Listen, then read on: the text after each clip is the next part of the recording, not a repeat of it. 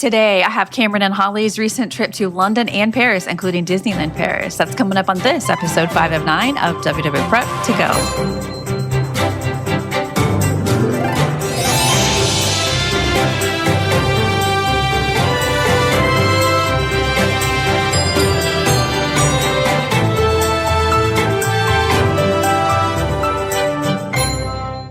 Hello and welcome to WW Prep to Go. We talk strategy and ideas and have lots and lots of trip reports for people planning their Disney trips. I am your host, Shannon Albert from WDWPrepSchool.com. Thank you for being here for episode 509. Today is a trip report that is going to take us to both London and Paris with a side quest going to Disneyland Paris. And I just love these trip reports because I love travel in general, including Disney travel, and this is the best of both worlds. So I'm going to have that for you in just a minute. I always want to remind you to follow on social media. Most recently, we've been posting park hours updates. We have a tool that we created to alert us when park hours change, and that can be anything from more Starlight parades being added to the schedule, or the hours being extended, or the parks opening early, or a second Fantasmic opening. And so we post these on social media. Lately, it's been about once a week that we will get these batch of updates that Disney has made to their park hours. And so we recap them. So if you're not already following on social media, you might want to do that and catch those updates to see if the dates for your trip are affected. We also have new tools. We have so many tools that we have created. For a long time, we've had a navigator tool that can help you navigate between point A and point B. For a while, we have had a Disney dining plan calculator, so you can decide by putting in your dining plans if the Disney dining plan is worth buying. But we have ramped it up with the tools. And now we have two new ones, a park picker tool, which allows you to put in your trip information, and then it tells you which parks we think are the best for each day of your trip. This is information that we've had in our head combined with a lot of data that we've gathered to put this tool together. And for patrons, there is a lot more functionality, including the ability to generate more than one option for a schedule, as well as the ability to edit it. So if you're like, no, I know I want to go to Magic Kingdom on the third day, you can make that happen, and it'll tell you what we think it's going to be like, and you can kind of play with it and build your park days. The other tool that we just launched is a character locator tool. This is one that we are personally finding very useful for ourselves because Disney does not make it easy to find character information. There's some of it that is in the app, but when you go in the app, it only shows today's hours. And if you log on at 5 p.m., it only shows you what is left for the day, which isn't much when it comes to characters. It only shows you today. So we decided we were going to gather the information from that is posted to the app, that is posted on the Disney World website. And some of it is not posted anywhere. It's just available, but not published by Disney, and put it all together in a tool. And that tool is now available. And it also shows you pictures because, like, if you want to meet Minnie Mouse, she has a lot of different outfits. So you might want to pick the one that has the outfit that you're going after, and it'll show you exactly where to go with the times, locations, etc. And again, it has additional functionality if you are a patron. So if you're logged in with a Patreon account, then it gives you more options to save your character information. And we have plans to keep adding more. We are in our tool making era. This has been a good pivot for us because we have had the data for these kind of things for a long time that we have used, but now we're doing something useful with it. So I think that that's a good move for us, and we're personally finding it very helpful. So hopefully you will too. I will link to those in the description if you would like to go and try those out. But today I do have my conversations with Cameron and Holly, because they just went on this big trip with their teenage daughters, starting in London and then taking the train over to Paris and Disneyland Paris. And I just love their trip plan so much. And you can hear how that went in just a second. Here are my chats with Cameron and Holly. Welcome to the podcast, Cameron and Holly. Hello. Good morning. Good morning. We're talking on Saturday, March 21st. And I understand that you are headed overseas. We are indeed. We're going to be doing London, Paris with Disneyland Paris in between. Okay. So London, DLP, and then Paris itself, right? You got it. Okay. And it's the two of you, or is anybody else going? Two of our girls are coming with. Nora is our 13-year-old, and then we have Ellie at 15. We have a 19-year-old named Addie. She's in college, cannot make the trip. So it'll just be the four of us. That happens when they grow up, doesn't it? Bummer. Okay. Now, I love talking about non-Disney World trips because I think it's fun to branch out. But I'm assuming that you have experience going to the United States parks as well. We have indeed. I think our first as a family, like we both have a history of going as kids, but we went in 2014 as a family and then kind of did an every other year in January. So the even numbered years up through even this last year, we were there in January. And then we've started adding the Disneyland Park in California. We've been there a few times. We go around the Halloween season, do the Oogie Boogie, and it's a lot of fun. We've quietly become massive fans of the California parks. It happens. It happens. But It's just easier. I know it's delightful. But is this your first time going to a park outside the United States? It is. Correct. Okay. Then this will be fun to hear what you think of it. What are your trip dates for this trip? So we leave on the 25th of March. We will return on the 6th of April. Okay. All right. How did you choose to go this time of year then? This is all yours. Kids' spring break. That's kind of what it came down to. We had thought about doing a Europe trip in the summertime, but realized with sports schedules, we were never going to be able to get enough time to get away. And then we kind of realized that if we went over spring break and left a little bit early and came back a little bit late, we could carve out enough time to do an adequate Europe trip. And does the 19-year-old happen to have different days off? Correct. Mm-hmm. It happens, doesn't it? It does. It's such a bummer. I feel like I spend a lot of time talking to parents of little kids who are saying like, should I take my 4-year-old to Booby Buy Boutique? I'm like, do as much as you can afford because the next trip they might not be into princesses. But the flip side, do stuff before they move out because you never know if they're going to have time to take off with you anymore. Right. It's tough. She's going to be disappointed, but she'll watch. She'll get to see all the pictures. She'll watch this video. She'll be a part of it. Yeah, it happens. I mean, I don't know what's the alternative that you just stay home. Right. You get to still go places and do things. Okay. And so you're flying from where? Minneapolis. Oh, we've had multiple Minneapolis guests recently. And does that go directly to London? No, we're actually connecting in Dublin. Just when we started pricing it out, being that it was our return flight was coming from a different city than the originating destination, prices went up and we ended up finding an airline flies through Dublin. It was kind of the best option for timing and price. Okay, so it's a layover, but not a stop. Correct. Yeah, it's about a 2.5, 3 hour layover. Okay, got it. So you're not going to be seeing any of Dublin other than the airport. Correct. All right. So you land in London around what time? So Thursday the 26th, we'll be landing in London around 11:30 a.m. 11:30. Okay, so you leave on the 25th and you land on the 26th because that's how time travel works. Okay. I'm sorry, what was the landing time again? Around 11:30 a.m. Okay, got it. Got it. All right. And then what's your strategy on this first day to deal with the time change and everything, jet lag? Well, once we get to the hotel, our plan, I'll use that in quotes right now, is to walk from the hotel. We're staying kind of near Paddington Station, and that was kind of by design. We're going to use the Heathrow Express. I've already purchased tickets on that to get us to Paddington, get us to our hotel. That's also a station that's pretty well connected to St. Pancras, where we'll catch the Eurostar later to head to Paris. But our goal right now is likely to walk across Hyde Park, see Buckingham Palace, make our way down to Westminster, Big Ben, kind of cross the bridge over by the London Eye just to get a view of everything. And hopefully the walking will keep us awake. If not, we may take some transportation. Okay, so you're going to walk to sightsee and hopefully keep yourself awake until a good time to go to bed in London. Right. That is the goal. Okay. I've been rewatching The Crown from the beginning. So some of these places, I'm picturing it from the show. But okay, so you're going to stay busy and then head to bed at some point that night at a decent time. Exactly. That is the goal. We've already warned the girls about, trying not to stay up and watch all the movies on the plane on the way over, that they gotta really try and sleep, but we'll see how that goes. My thought was always that you should live on the schedule of wherever you're going, but the plane makes it hard because it's like the lights are on at weird times or they're serving food at weird times. Exactly. It's hard to do. they'll cooperate and we'll get to do things that day. Yeah, I'm sure.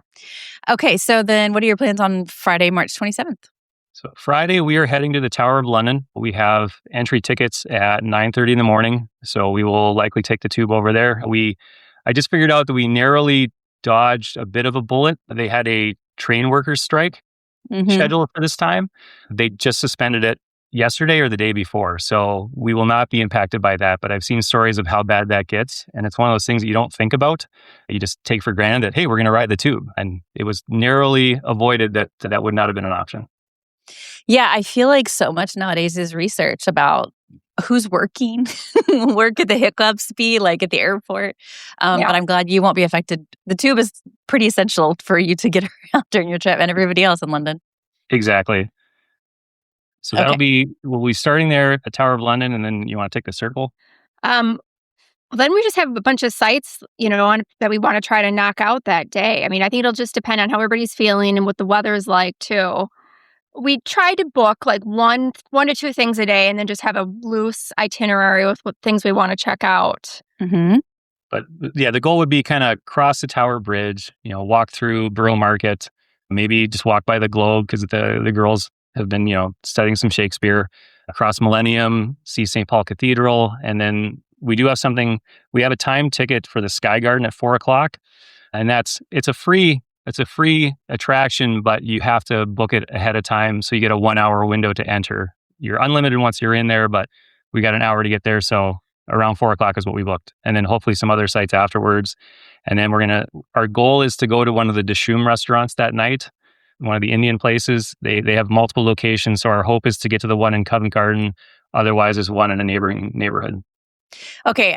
Sometimes I just skate past words that I don't know, but this time I'm going to ask, what is Dishoom? It's a restaurant. So it's an Indian restaurant in London. They've got multiple locations. It gets really good ratings. And we have a peanut allergy with the 13-year-old. And they seem pretty well adept at handling those kind of issues. So we're a little bit more concerned about just running into a mom and pop shop. And, this place gets good ratings on both the allergen scale as well as just being really great food. Okay. I did look it up. I know the spelling of it at least now. Dishoom. So that seems great. Can I ask a couple of side questions? One is, with a peanut allergy, does flying ever cause an issue because there's so many peanut snacks? She's never had a reaction. Like we just have always carried an EpiPen because she once had a tiny reaction as a baby, but she's never had any sort of anaphylactic response since then. So we're just prepared.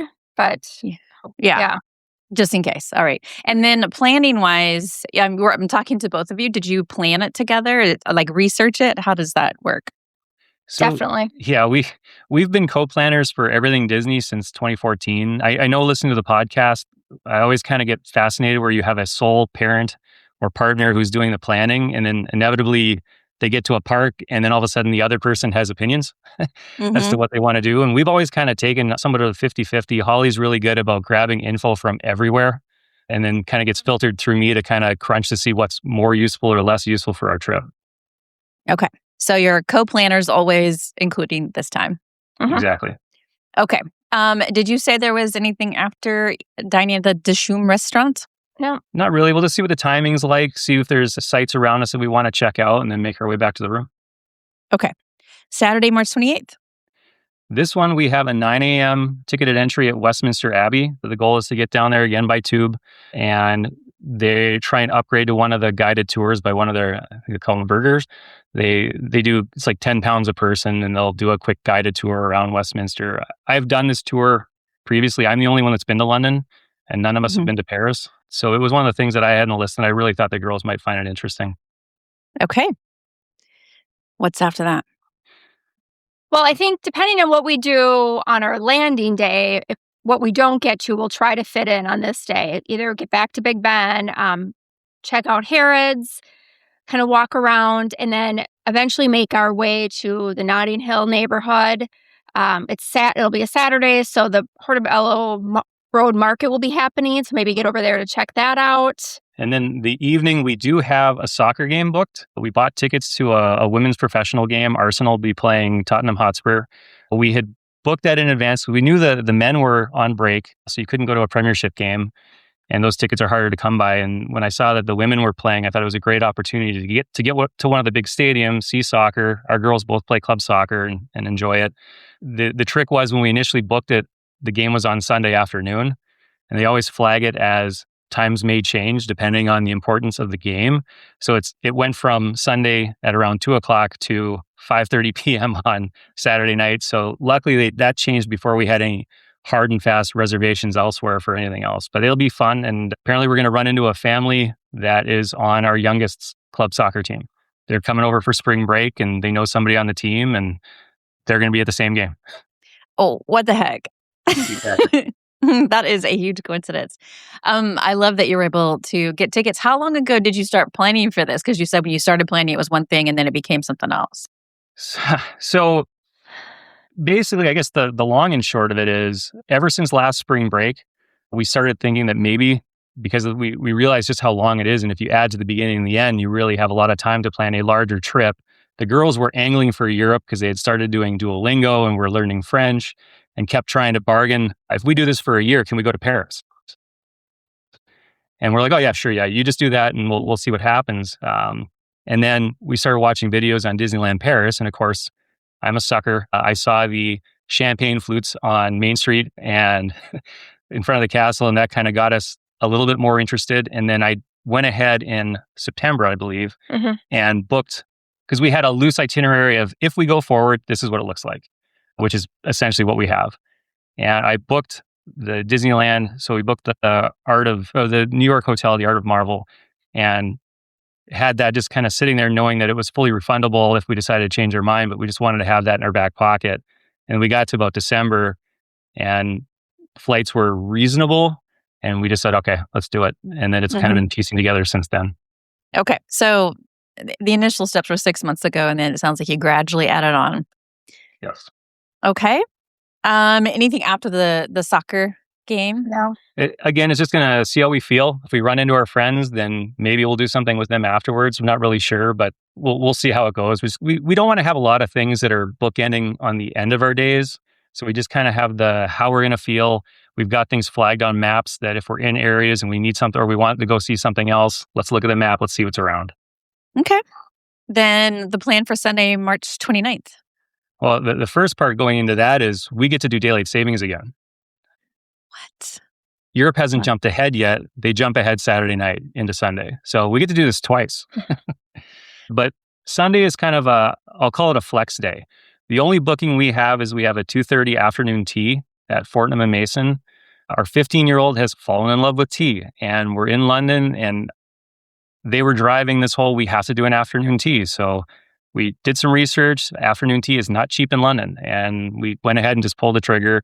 We booked it at one of the classic department stores, so Fortnum Mason. So our day will kind of be sightseeing with that in the middle. And we're going to see where we're at Saturday night with what we haven't seen yet, what we still want to see. Like, we still have to get to Covent Garden, Neal's Yard, Trafalgar, Piccadilly, and then there's some bookstores and some other shopping that are nearby. We'll start with one of those pockets and end with one of those pockets. Okay. I mean, I think, the saying, when in Rome. I feel like when in London, you must have tea. Exactly. Yeah. It'll be our last full day in London. So basically, it's just the last chance to do anything that we didn't get to. Yeah. And we don't have a dinner reservation, but there's a restaurant not too far from our hotel that another friend of ours had recommended, kind of just casual London pub food. So we're eyeing that as a place to kind of finish up the evening and then go back and prep everything for the train ride the next day. All right. So the next day is Monday, March 30th, and you're taking the train to Paris, I assume? Here we are. We are taking the Eurostar. It's about a 9:30 a.m. train ride. We should get to Paris just before 1 p.m. and we'll lose an hour again on the train ride. Okay. All right. Where I live in Mexico, we don't do time changes here. So the whole world keeps shifting and I'm like trying to keep up with it all now. Okay. So arrive at 1 o'clock and then where are you headed? So then we'll take the train down to Disneyland and that's when we'll check in at the New York hotel. Okay. And how did you choose that for your hotel? So we did a series of deep dives. Some of the catches, like they have more budget friendly hotels Not all of them have air conditioning or are very well climate controlled. Obviously, the Disneyland Hotel, the Princess Hotel, is amazing being connected to the park, and the prices reflect that. The Marvel seemed to be the one that was about as much as we were willing to pay and give us as much as we wanted in the conditions of the room. Okay. And people ask us this all the time about resources for learning about Disneyland Paris. So what have your go-tos been for this part of the trip? A lot of YouTube, YouTube, and a lot of just digital, just doing our own reading. But we found vloggers from London, vloggers from Paris, and vloggers from Disneyland Paris that we kind of grew to trust. In fact, our Disneyland Paris go-to, we ran into her when we were in Disneyland at the Halloween party and talked to her for a few minutes. What? Yes. Our last trip to California, we ran into a couple of vloggers, and then we ran into another one when we were in Disney World in January. So we've been on a streak of running into people in the parks. Mm-hmm. But the fact that a Disneyland Paris person was at Disneyland California. Exactly. Pretty funny. Maybe you'll see that person again in Paris. I know she'll be hanging around there a lot because this is the week that the new park opens. Mm-hmm. Yes. Does that cause you any stress or is it just excitement? No, stress. We didn't know that it was going to open. I mean, we had picked these dates well before it was announced, and then it's opening the day before we get there. And I think we're seeing stuff now that you're not necessarily guaranteed into the new area. So yeah, Disneyland Paris had actually posted something the other day about the opening day on the 29th and just said, if your trip is booked for more than that day, come one of the other days. They basically say, don't come. You're like, great, because we've been planning this for 6 months. Well, yeah. All right. And it's interesting because I'm not sure what the parks are going to be like. I don't know we know the hotels are booked. The tickets are almost all sold out, if not sold out. But at the same time, the Castle Park could be a ghost town because everybody could be at the other one. Mm-hmm. Yeah, could be. Who knows? If it's mostly locals, maybe it's just the new section that's busy. I think we have pretty low expectations. So we'll see. Okay, so some of the new stuff, but if we don't, I mean, we're prepared for it. Right. Because when you booked the trip, you weren't planning all that anyway. No, not at all. So it would just be a bonus, I guess. Okay. Right. So once you arrive at the New York hotel, what other plans do you have on this day? So we have the Pim Kitchen booked for dinner at 6:30. So our goal, though, will be to go to the Castle Park, knock out as much as we can using the a la carte service they have, the Premier Pass 1, whatever they call it, where you're basically paying for a ride at a time. Hopefully see the dragon in the castle, get as much there as we can do before we go to the other park for dinner. And then after dinner, we'll try and do some more stuff in Adventure World and then make it our way back over to the Castle Park as we have reserved seating booked for the 10:40 fireworks show. So the fireworks and drone show, assuming the weather's permitting. Yes. 10:30. All right. I got it. Heard good things about it. Everything looks amazing. So that was one that we just wanted to pull the trigger on the reserved seating because they have that available. I will give one note. When we were trying to book this, our app was glitching. The website was glitching. It wouldn't let us book. And it was something to do with our trip bridged when their seasonal change was for their shows, their lineups of the shows. Mm-hmm. So I had to phone and make the reservation, which was great. They were very, very good. They did everything right away. But the lesson I learned afterwards is make sure you've already added your international calling plan before you call Disneyland Paris. There was a $40 charge. So it cost me an extra $40 just to book the reserved seating, but lesson learned. Wow. That is a hefty. Remember in the olden days when we had to pay to call long distance? I haven't even thought about that in a while. Right. But you had a $40 call. Okay. Mm-hmm. All right. Are you ready to talk about the next day, which is Tuesday, April 1st? Absolutely. Go ahead. So this is our one full day to do Disney. And, we've older kids, so we know that they don't want to do characters, so we don't need to worry about meeting characters. We've done, recent trips to Disney, so they really want to focus on the rides that are special there. We don't need to repeat rides that are the same. So I think our focus is really just, hitting those rides, Big Thunder, the Space Mountain that they have there, and all the other special rides that we don't have here.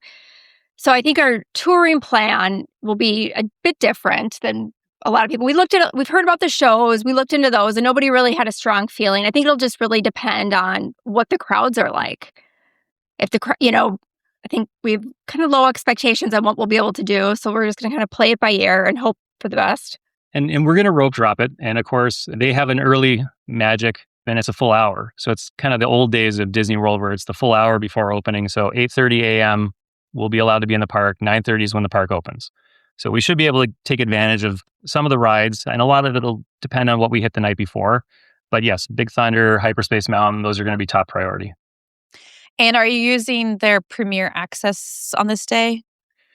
We're not doing the ultimate. We looked into that. That was the one where you get into every ride once that it's available, but it was around €160 a person. It's kind of a flex price deal, and it was at the peak of of their range because of the new park opening.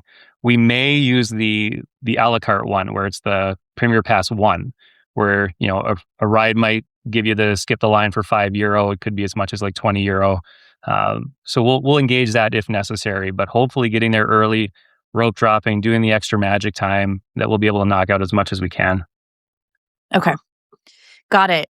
And on this day, do you have any reservations that you have to work around?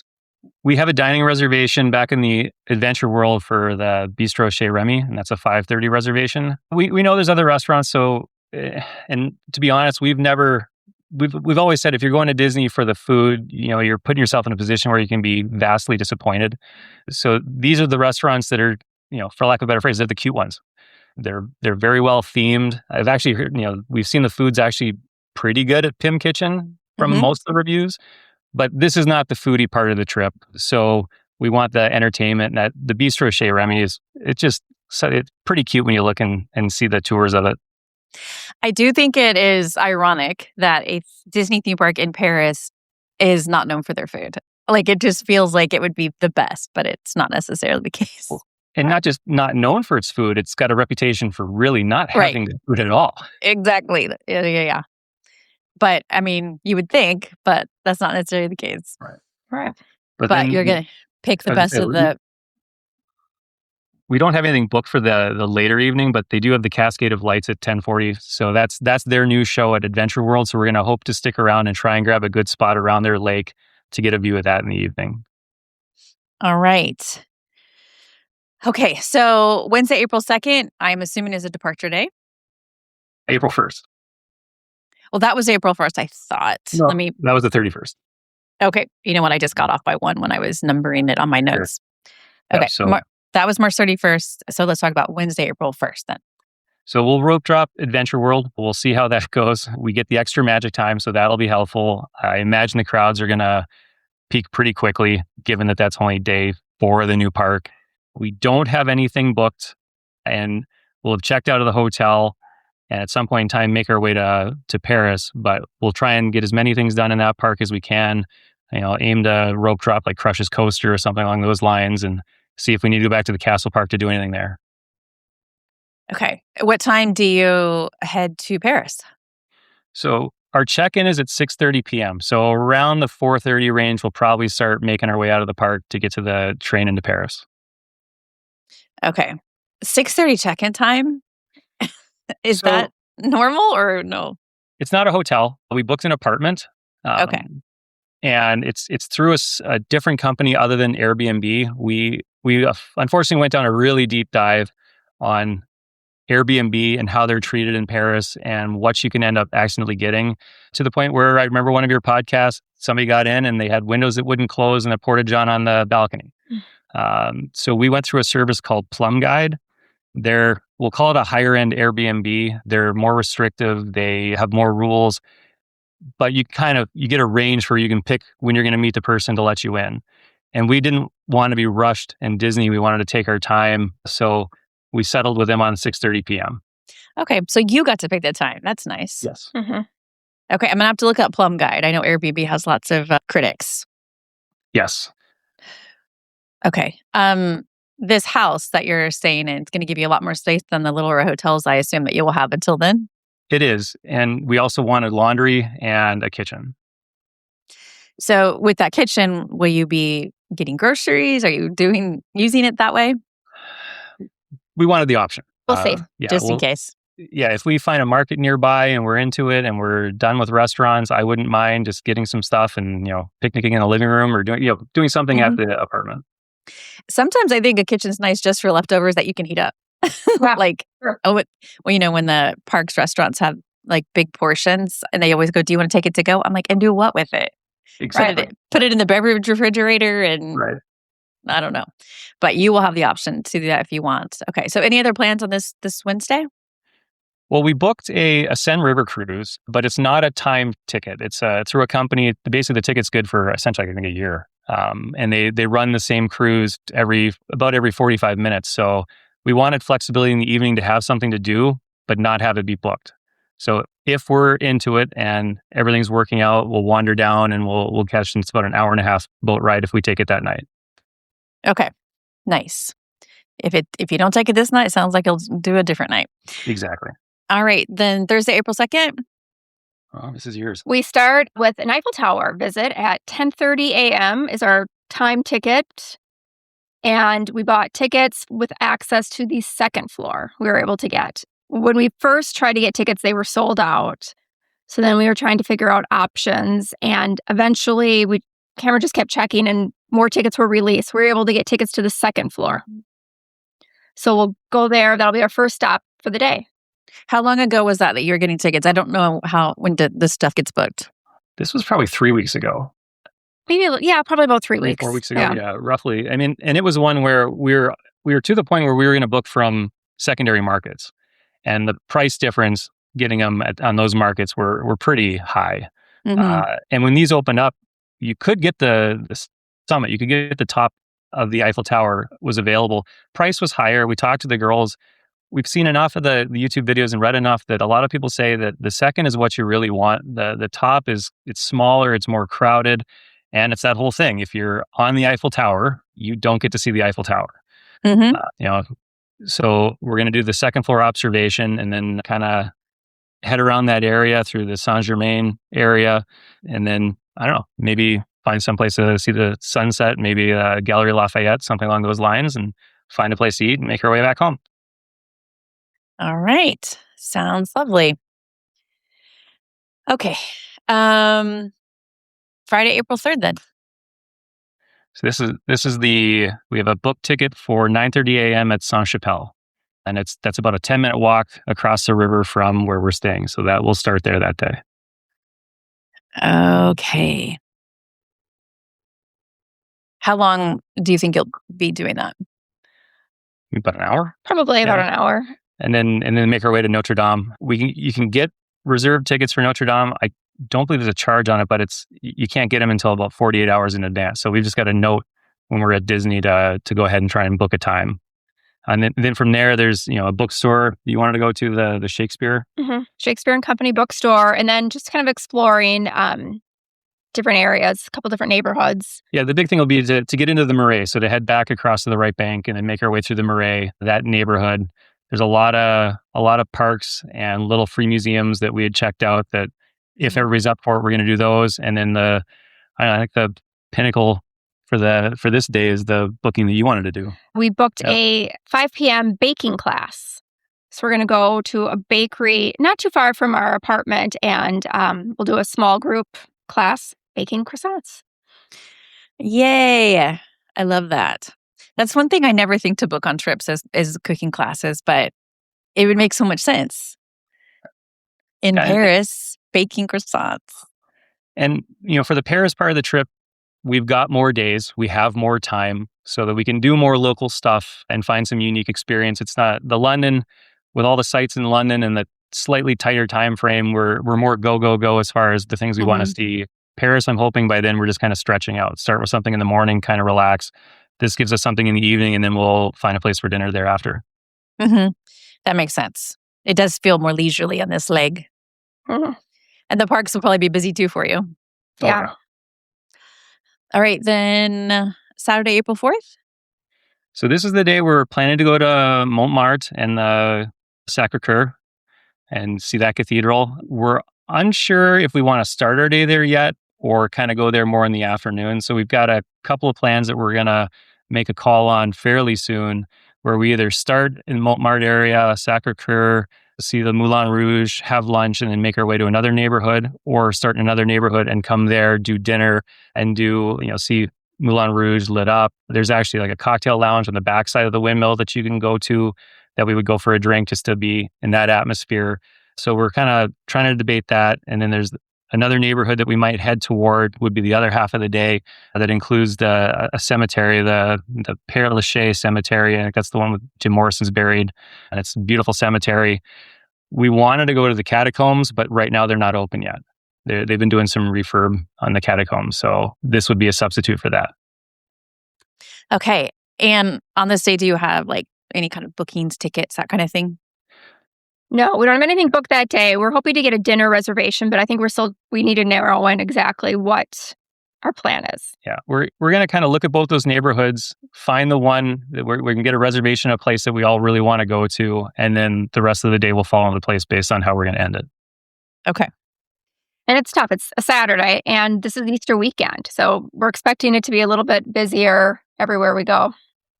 Yeah, it might be. I'm always curious how crowd calendars work in different places, but I assume people are traveling over the holiday. Sunday, April 5th. And this is the Louvre. We have 9 a.m. time tickets for the Louvre. So we should be able to walk there. It's not that far from our apartment. So that's where we will start the day and see how long we can make it at the Louvre. And that could take your whole day, couldn't it? It could. Doubtful. Well, it's not going to, but yes, it could absolutely take your day if you're into it. I'm assuming this will be a 2 to 3 hour kind of deal. We like museums, don't necessarily love museums. Obviously, this one is both one you have to see and probably the most challenging and daunting for anybody who has goals of what they want to see in it. To the point where we had actually considered doing a private tour and hiring a private guide to take us and kind of curate a touring plan based on the things that we're interested in. And the prices were pretty high, and it just came down to asking the girls, would you rather make croissants or be guided around a museum? And you already know what they chose. Mm-hmm. So Holly found that Rick Steves has some audio guides, and we're going to load them on our phones and put our headphones in and use his guided tour of the Louvre and see where that goes. Awesome. I love that. So 2 to 3 hours, not all day. No. So what's the rest of the day look like then? Well, we're going to check out some of the sites around there, eventually make our way up the Champs-Élysées toward the Arc de Triomphe. We do have time tickets there at 3:30. Holly found out that on the first Sunday of every month, that area is a walking street. They close it to traffic. So the big traffic circle around the Arc will be just foot traffic. And I've seen some of the views from the top of the Arc, and it's pretty cool. So that's something I'm looking forward to seeing. And when you're seeing things from there, you get to see the Eiffel Tower. Mm-hmm. So that's kind of what we're going to do that day. And then that leaves us time to further explore the neighborhoods and find a place to eat. Yeah, of course. Find somewhere to eat. All right. I assume last minute souvenir shopping for the teens. Right. Because the next day, Monday, April 6th, is your departure. Correct. Bright and early. We have a 10:20 a.m. flight. So we just booked a car through a service, and they're going to pick us up. Well, I set it at 6 a.m. because just to get to the airport 3 hours early, I don't think we have a choice. So we'll be picked up around 6 a.m., flying out of Paris at 10:20, and then we've got a 2:30 flight from Dublin, landing in Minneapolis back at 5 p.m. All right. Okay. Is there anything we haven't talked about on your trip? I don't think so. Well, it sounds fun. I kind of want to copy the whole thing and just take my own trip because it sounds like all the things that I would want to do too. Okay. Well, I appreciate you taking the time to share, and I'm excited to see how it goes. I'll talk to you next month. Sounds good. Thank you. Thank you. Welcome back from your trip, Cameron and Holly. Morning. Hi there. We were talking on Saturday, April 11th. So you've had 5 days to recover. How was your trip? It was fantastic. Really went perfect. Yeah. Was it? Okay, good. Because there's a lot of elements to it. So that's a good overall review. Yes, definitely. Okay, so let's start from the beginning and start talking about how it went day to day, starting with March 25th when you flew out and landed on March 26th. Absolutely. Yeah. So everything went pretty smoothly. I mean, we were on our flight on time. I think the plane took off a few minutes late, but they made up time in the air. So we got to Dublin at about 8:10 in the morning on Thursday. That was just ahead of schedule.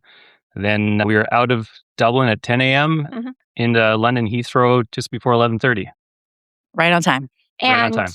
we were to our hotel, I think, within like a half hour of landing.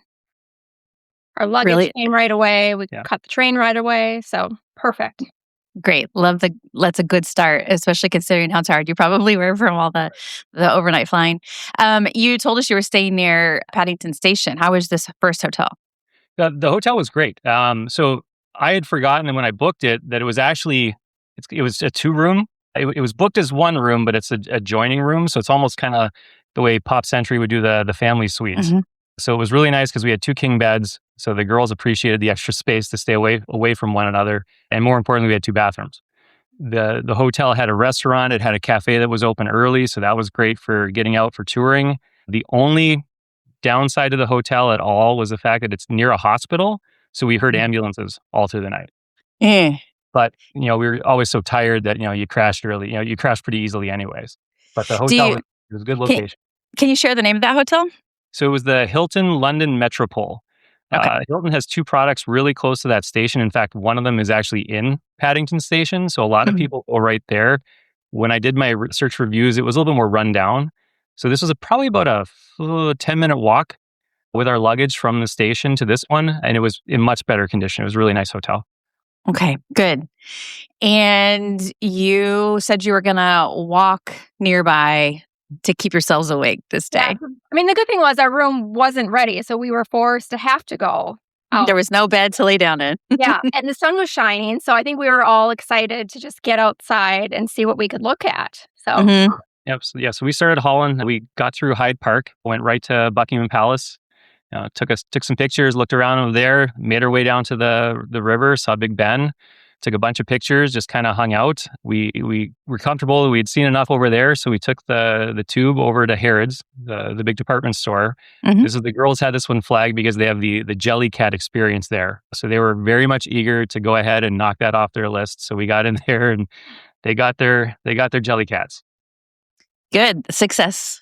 yeah. Yes. Yeah. Yeah. At that point, we were just getting really tired. I mean, this was, 4:00, probably in the afternoon. We had a dinner reservation later for 6 p.m., but we thought, well, let's just show up early. I mean, it was like 4:30. So they were able to seat us. We could cancel our reservation and just eat really early. We just knew that we wanted to eat and get back to the hotel to unpack and get to sleep. Yeah. And that was the one time we took a black cab or a black taxi in London. So that we were running out of gas, so we weren't going to wait for the tube. Took a cab over there. It worked out great. They seated us right away. Food was great. And I think by the time we got back to the hotel, I mean, we'd already gotten notice that the room was ready. So I think by 6 p.m. we were back at the hotel and ready to crash. And I think our notes here from Holly tracking were, we were already over 20,000 steps and just over 9 miles. That's a lot considering that it was a travel day. Right. And you still fit that in. I think the best thing was just that we were forced to walk. Had we sat down somewhere, I think, because when we sat down for dinner, I mean, you could just see everybody fading. So had we not been walking, I think it would have been a disaster. And the fact that we were forced to walk really kind of set us up for the rest of the trip because it really gave us that night's sleep and we were all caught up. Yeah, the 20,000 steps alone can make you tired, but you also had the flight thing. Yeah. So in my pre-trip notes, I wrote, go to bed at a decent time was your goal. So what was your decent time that you made to bed? I think we made it to 8. Yeah. So Okay. That's pretty good. Yeah. And yes. I mean, like I said, it set us up for the rest of the trip. I mean, that was the saving grace that day. Because had we gotten in there and the room was ready, we might have done the whole, like, we're just going to lay down for an hour and it would have everything would unravel. Okay. So now you're on London time. So you're ready for the next day. The next day was Friday, March 27th, and you were starting the day with tickets at the Tower of London. Absolutely, yeah. So we went downstairs. Like I said, they had a little cafe, so we got coffees there, and the girls had their first croissants of the trip. Even though we were in London, they saw them, so they grabbed them. We got to the tube. We had a station, an underground station, really close to the hotel. So again, for touring the city, the hotel was in a great spot. So got right to the tube, got to to Tower Hill. I got to see my wall. There was a Roman wall that I wanted to check out. That's a running joke with the kids ever since our first Disneyland California trip. I made them make a trip with me to see the test wall in the Disneyland park. 100%. No one ever, I never hear anybody else talk about this, but that's a good bit of trivia.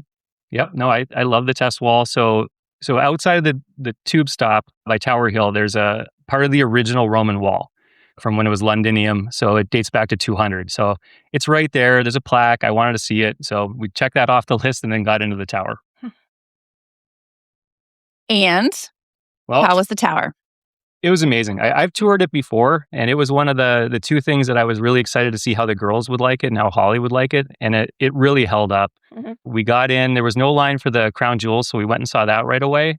My one takeaway from the crown jewels is that they had a feature that I really wish the Louvre would take note of and some other places.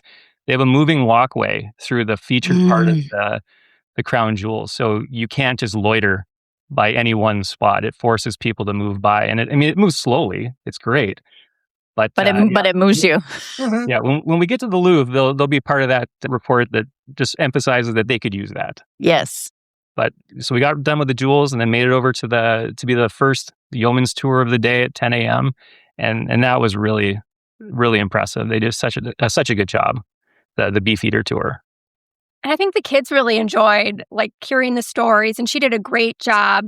It was family friendly with the history and a lot of really fun stories that were engaging to the kids. Well, lots of stories of executions. So they were, the kids were loving it. Yeah. Just the right thing to appeal to teenagers. Yeah. Exactly. Yeah. Exactly. Yeah. So we got done with there about noon, and then we started walking. So we crossed over the Tower Bridge. And then made our way over to our first stop was Borough Market. And the Borough Market's huge. What do you say it dates back to? I don't remember. It's like the longest continuous market in London. It's massive. There are so many viral videos that stem from the foods in the Borough Market. And the girls we walked in and just happened upon right away the chocolate strawberry stand. So they got in line for that right away. And that one held up. They said that's worth the hype. Then we made it over and got the famous sausage rolls from the Ginger Pig. That probably exceeded the hype. That was legit. Exceeded the hype isn't something you hear very often. That's good. It was one of the best things we ate that day. And then I think we did a sandwich over the Black Pig, which probably did not meet up the hype. So the sausage roll was the highlight, but we hung around that for a while and then started walking the river. Yeah, I think we headed towards the Globe Theater. Right. After that. Yeah. And then we kind of did a twofer. So the globe that you see on, in images, that's the rebuild and a recreation of the original. And, it was built in the 1990s, I guess I'll clarify. But behind it, a couple streets, you can find the original location, and it's marked with a plaque. It's an apartment and a car park now, but there's some good information on it. And it was just fun to see because the girls have been doing some Shakespeare and reading up. So it was nice for them to make that connection. And it was on our route, so it was worth stopping. But then, I like that you clarified the 1990s. Yeah, it could have been 1490s, 15. Exactly. I said it and immediately realized too. I know, but in a young country like the United States, we're not used to having to clarify.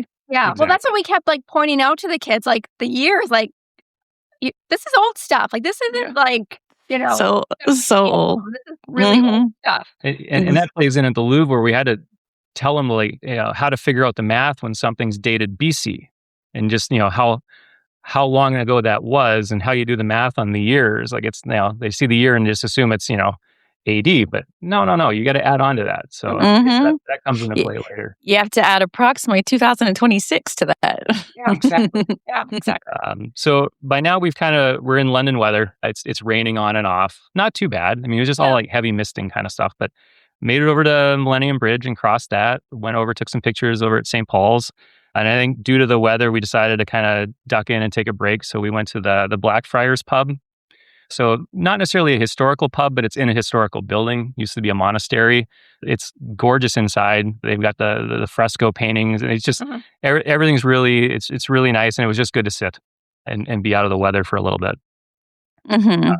And then from there we took the tube up to Sky Garden. So this was our observation deck, which again, this one's free. So we really weren't worried about it meeting expectations or anything of the sort. The downside was because of the weather, They've got an outdoor observation deck that was closed because they don't want you out there when it's raining. Mhm. There was a private event going on, so you Right. couldn't go to the upstairs portion of it. And because it was raining and misty, the windows were all, dripping with rain, and it was hard to see anything. So it was more of another just kind of walk around, take a look. It's beautiful inside with all the plants. Yeah, I mean, I'm glad it was free because it was kind of a bummer that the weather didn't cooperate, but Mhm. So you had tickets, but they were free tickets. right. And we had Okay. booked those, I think, 3 weeks in advance. Yeah. And you Okay. just have, you get a half hour or an hour window. So, I think it was an hour, and they check it too. I mean, you have to, if you do it for a party of 4, they need the names. So because we were initially going to do like, hey, Holly, why don't you try and get one 1 hour slot, and I'll get another 1 hour slot. So because we weren't 100% sure when we'd make it over there, Yeah. but yeah, that game couldn't be played. But again, it's free, so it was good to do. Mhm.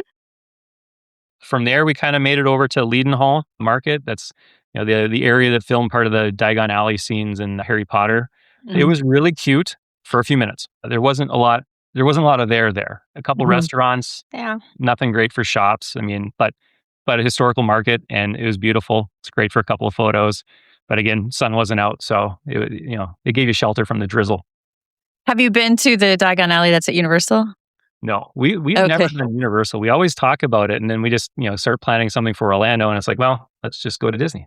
I mean, listen, I'm with you on that, but I was just curious how it compared visually.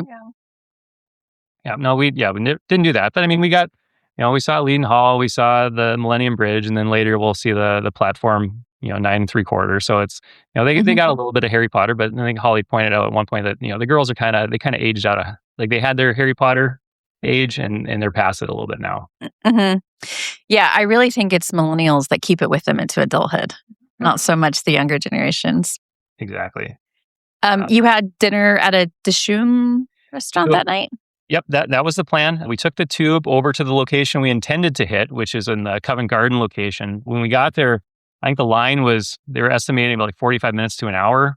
And I knew that there was other locations nearby. So I looked one up in Soho, which was about, I looked at it and I'm like, well, it's about a 15 to 20 minute walk. So let's just do the walk. And that took us by some of the other sites that we could knock off the list for later in the week, because we went through the theater district. So Leicester Square, Piccadilly Circus, and it was a great time because the lights were on in Piccadilly. It was kind of starting to get dusky, so nice and darkish. So everything was lit up, and it was a good time to be there. I saw the Seven Dials. It's kind of like a street where like all these streets come and meet in this one spot with a monument, and it's very scenic. Just nothing you want to spend a lot of time at, but it was cool to walk by it at that point. Got to the Soho location. It was still a bit of a wait, but they did a really good job they would keep a line outside, then they would let people into the bar waiting area, but not so many people so that it's crowded, but enough people that you all have seats, and then you get to dinner. But they would be bringing out complimentary drinks while you're waiting in line. They had umbrellas for you in case it was raining. I mean, it was really well done, and it was a fantastic dinner. Great. Love to hear that. So this day went almost 100% according to your plan. Yeah. It was right on, other than, having to go to the second Dishoom location, which again, it was kind of nice because we got to see some sights on the way. Mhm. And it was another heavy day. It was a 23,000 plus step day. And this one was like 10 and a half miles. Okay. Were you strategic about your shoes to be able to do this kind of walking? I think so. Definitely. I mean, we've done Disney. Our kids know that you have to wear, Mhm. good shoes if you're walking a lot.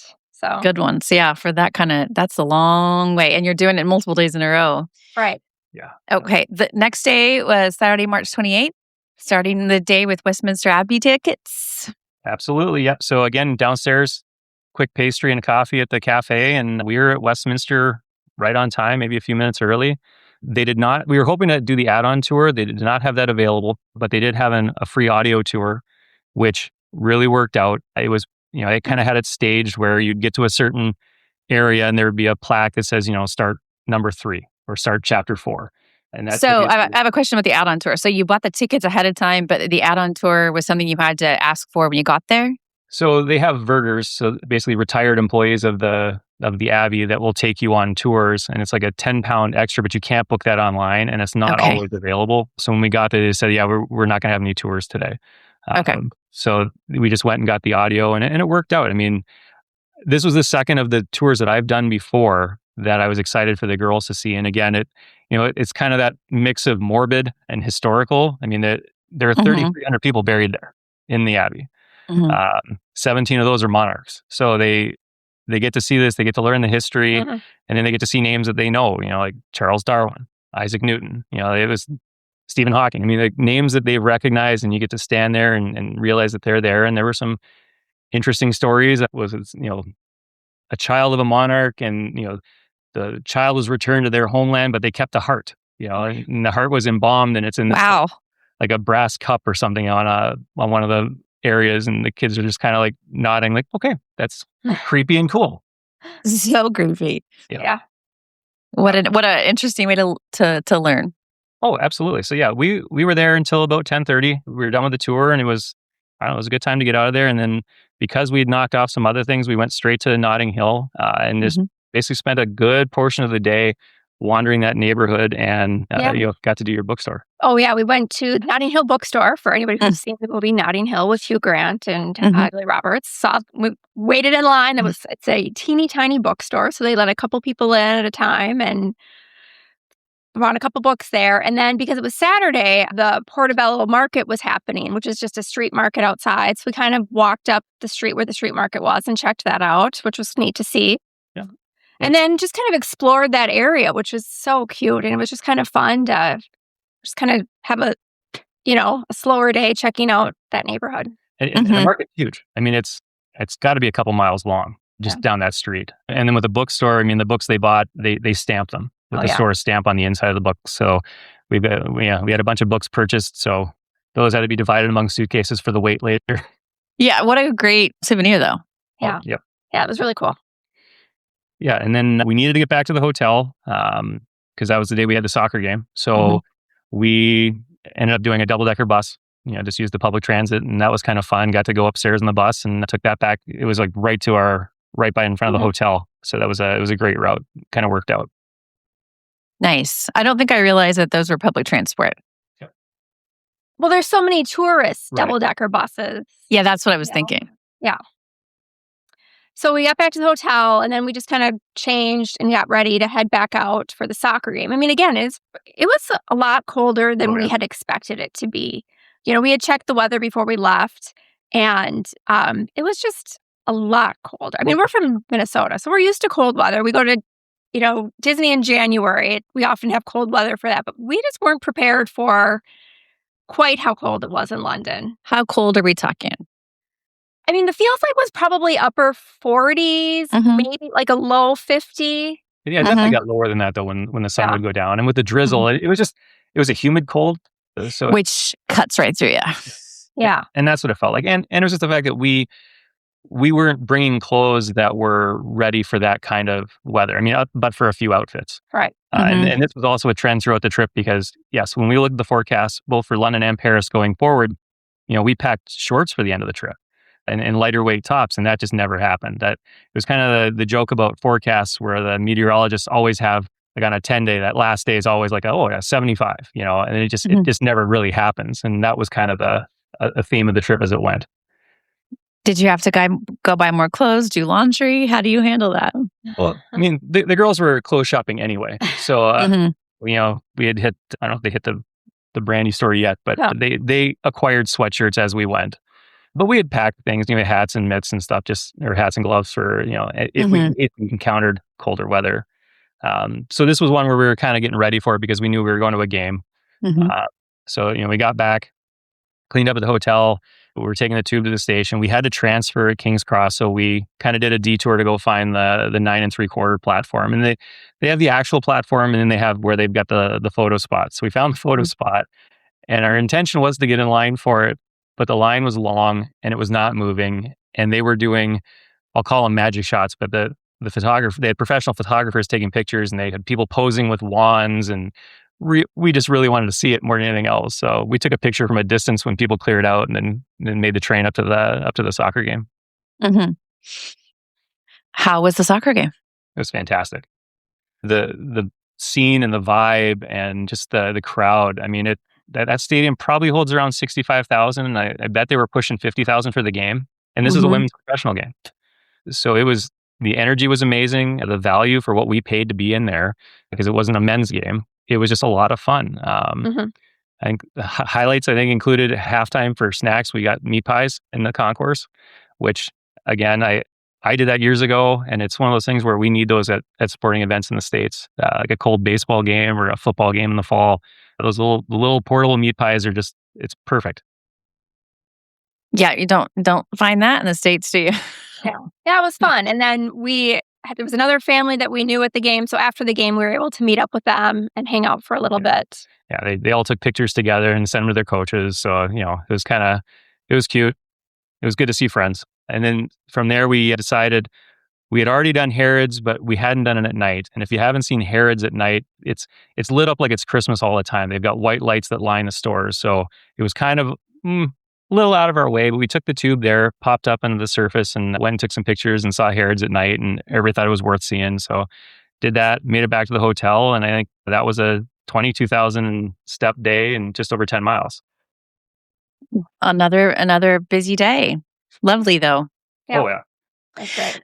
You had one more full day in London, Sunday, March 29th. And also you had said beforehand this was going to be kind of a flex day. So how did you spend it? So this was the day also that we had daylight savings again. So we lost another hour. And because of all the things that we had knocked off the list, especially during the day when we did the walk to Dishoom, we let the girls sleep in, and we ended up just kind of modifying our plan where we went downstairs, got something to snack on, and then went to Trafalgar Square at about 11 a.m. and started there. Mm-hmm.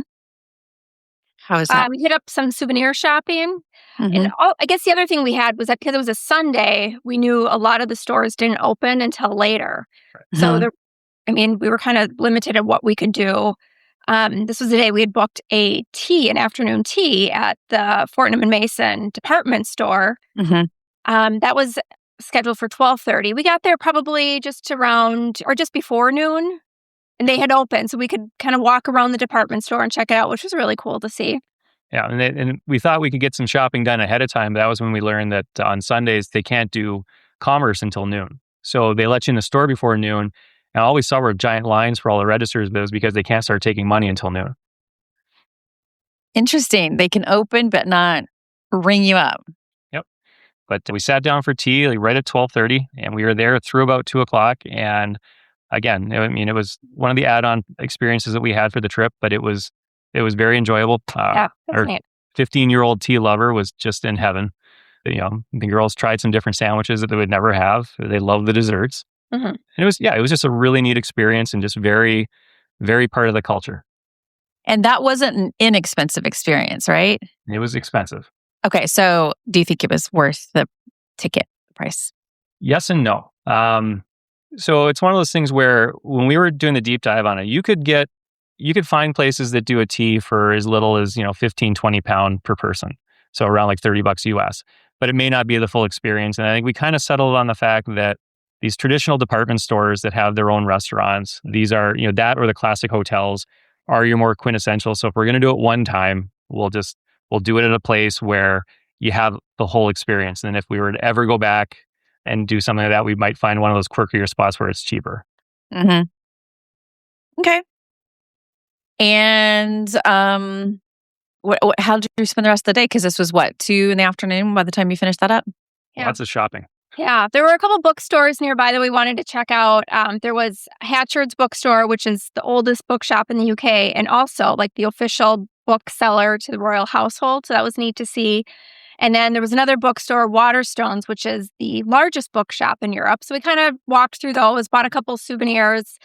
And then we had to track down the Brandy Melville store for the teens. They were extremely excited to see that. And that, I think the crowd in that store was probably the worst crowd we dealt with the entire trip. The crowd, like the number of people that were there or the attitude of the people? Yeah, like the number of people. I mean, first we walk up and all we saw were all these men outside the store. And then, I think it was all of the dads waiting for their teens inside. And then we went in and it was chaotic. It was a lot. But they were really excited. So, I mean, is Brandy Melville the store that sells one size clothes? So everybody that's there looks about the same. Okay, got it. Uh-huh. But I avoided the dads outside. I found there was a pub on the corner with outdoor seating, so I went and had a pint and waited for them. Yeah. I would have been with you, not a shopper. Yeah. But I think it's good before trips to know this about yourself. So I would have been at the pub with you. Yeah. There you go. Mm-hmm. They were happy though. And I mean, that's kind of what we learned. Like we could force them to do all the historical things, but then we had to throw in some fun things for them. So I think that's just good trip planning though. You got to know who you're with and what they're into. Yeah. And it sounds like that kept them engaged and having fun. Yeah. Yep. So then we made it through Chinatown, walked through there, saw some of the sights, and made our way over to Covent Garden. Did a circle around that. Just another market that's an older market that's in a permanent fixture. It's cool. It's more commercialized now, so it's all a lot of chain stores and some tchotchke shops, little souvenir stands. Walked through there, went up to Neal's Yard, which is another kind of shopping district, but it's some real cool photos, really colorful buildings. It's nice to see. And then we had, because we wanted to get to the place for dinner, the pub we were going to go to at a decent time. Yeah, I think we were back to the room by 6, and then we just walked to this nearby pub for dinner. And I think this was one of our quieter days. I mean, it was 18,000 steps and just over 8 miles. So this was kind of a take it easy day. No, that's a lot of steps still. And tell us about the pub you were at for dinner. I think it was just something we wanted. We knew that we needed to pack up that night, so we were just trying to find something close to the hotel, and it was just like a traditional pub. So fish and chips. Yeah. I mean, it was nothing special, but it was close by, and I think at that point, once we got done shopping, the mind started to pivot to the next stage of the trip. But I was going to say just a couple notes on London as far as transportation. As far as use of the underground was great. I mean, I've used it before, and it's very easy. It's easier than it used to be. It's just a tap in, tap out, and you use your contactless payment. It was about £3 a trip, so about just under $4 a trip, and they cap it at the day, so it's around £9, so about $10-11 US is your cap for the day, and they just kind of track you over a 24-hour period, and then you get the bill the next day. So if you ride it anytime, more than three times during the day, you're not paying anything more for it. The bus works the same way. The only trick with the tube is that you got to make sure that you're using the same method of payment when you get on as when you get off, because that's how they track you. And I know that sounds more simple, but if you have a physical credit card that is loaded on your Apple Pay, you can't use the physical card and then the Apple Pay when you get off, even though it's the same card. If you use the Apple Pay, make sure you're using that. And through your day, because that's how they track the cap. Okay, that's good information. Are you ready to move on to the next leg? Absolutely. Which was going to Paris. So Monday, March 30th, you were taking the train to Paris. How did that go? It, again, went really well. Based on the location of our hotel, we had a tube stop right there, and we knew that we were essentially 2 or 3 stations down from the King's Cross St. Pancras station, which is where the Eurostar is. So we were heading to the tube around 8 a.m. I think we were in the line at about 8:15 for our 9:30 train. The line was enormous. Now, they do a good job of, as you're approaching the line, saying like what train that they're trying to queue people into right away. So when you're like, oh, we're the 9:30, they're like, all right, get in that line over there. It was long. I mean, you're going through security, you're going through passport check, but we were through by about like 9 a.m. So it wasn't that bad. And the train hadn't arrived yet. So I think that delayed us all of about 10 minutes. Did they prepare you ahead of time to show up early for these kind of lines? Yes. So I bought it online. I put the app on my phone. And when you access the ticket on your app, it says, please arrive by. Okay. So and that may change. So, you got to, in the app, you may check it, the night before just to make sure they haven't said, you need to get there earlier. Mm-hmm. So I think it said to be there. They wanted us there by 8:15, and we were there just before 8:15. Okay, because I think if I was left to my own devices, I wouldn't have thought 8:15 for a 9:30 train. But I'm glad you knew that because it was such long lines. And we had watched a lot of videos just to see what the train experience would be like, because we've never taken a train anywhere. And all the videos, I've never seen a line like the one we saw in anybody's videos where we watched people go.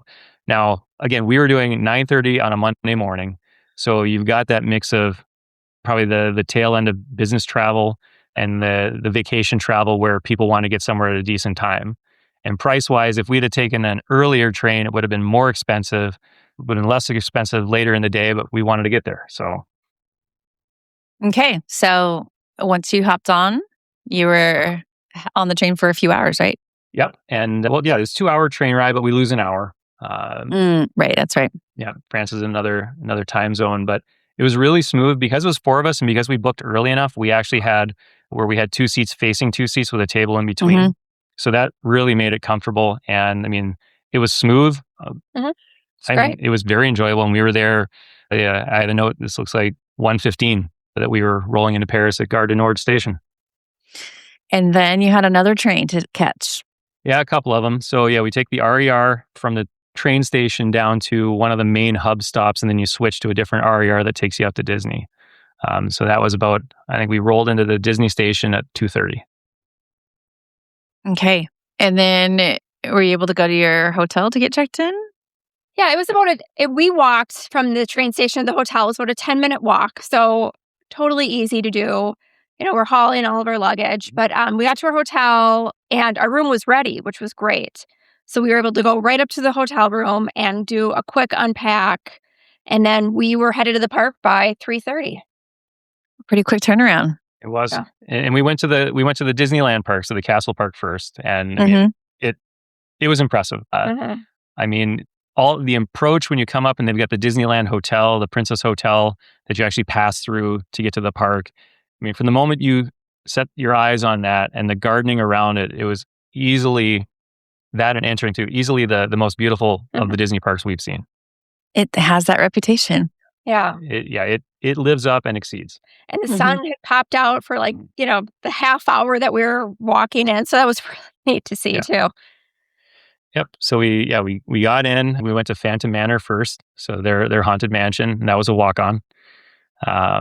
It was great. I mean, it was a cool version of that. We moved on to the Indiana Jones ride, which is a roller coaster.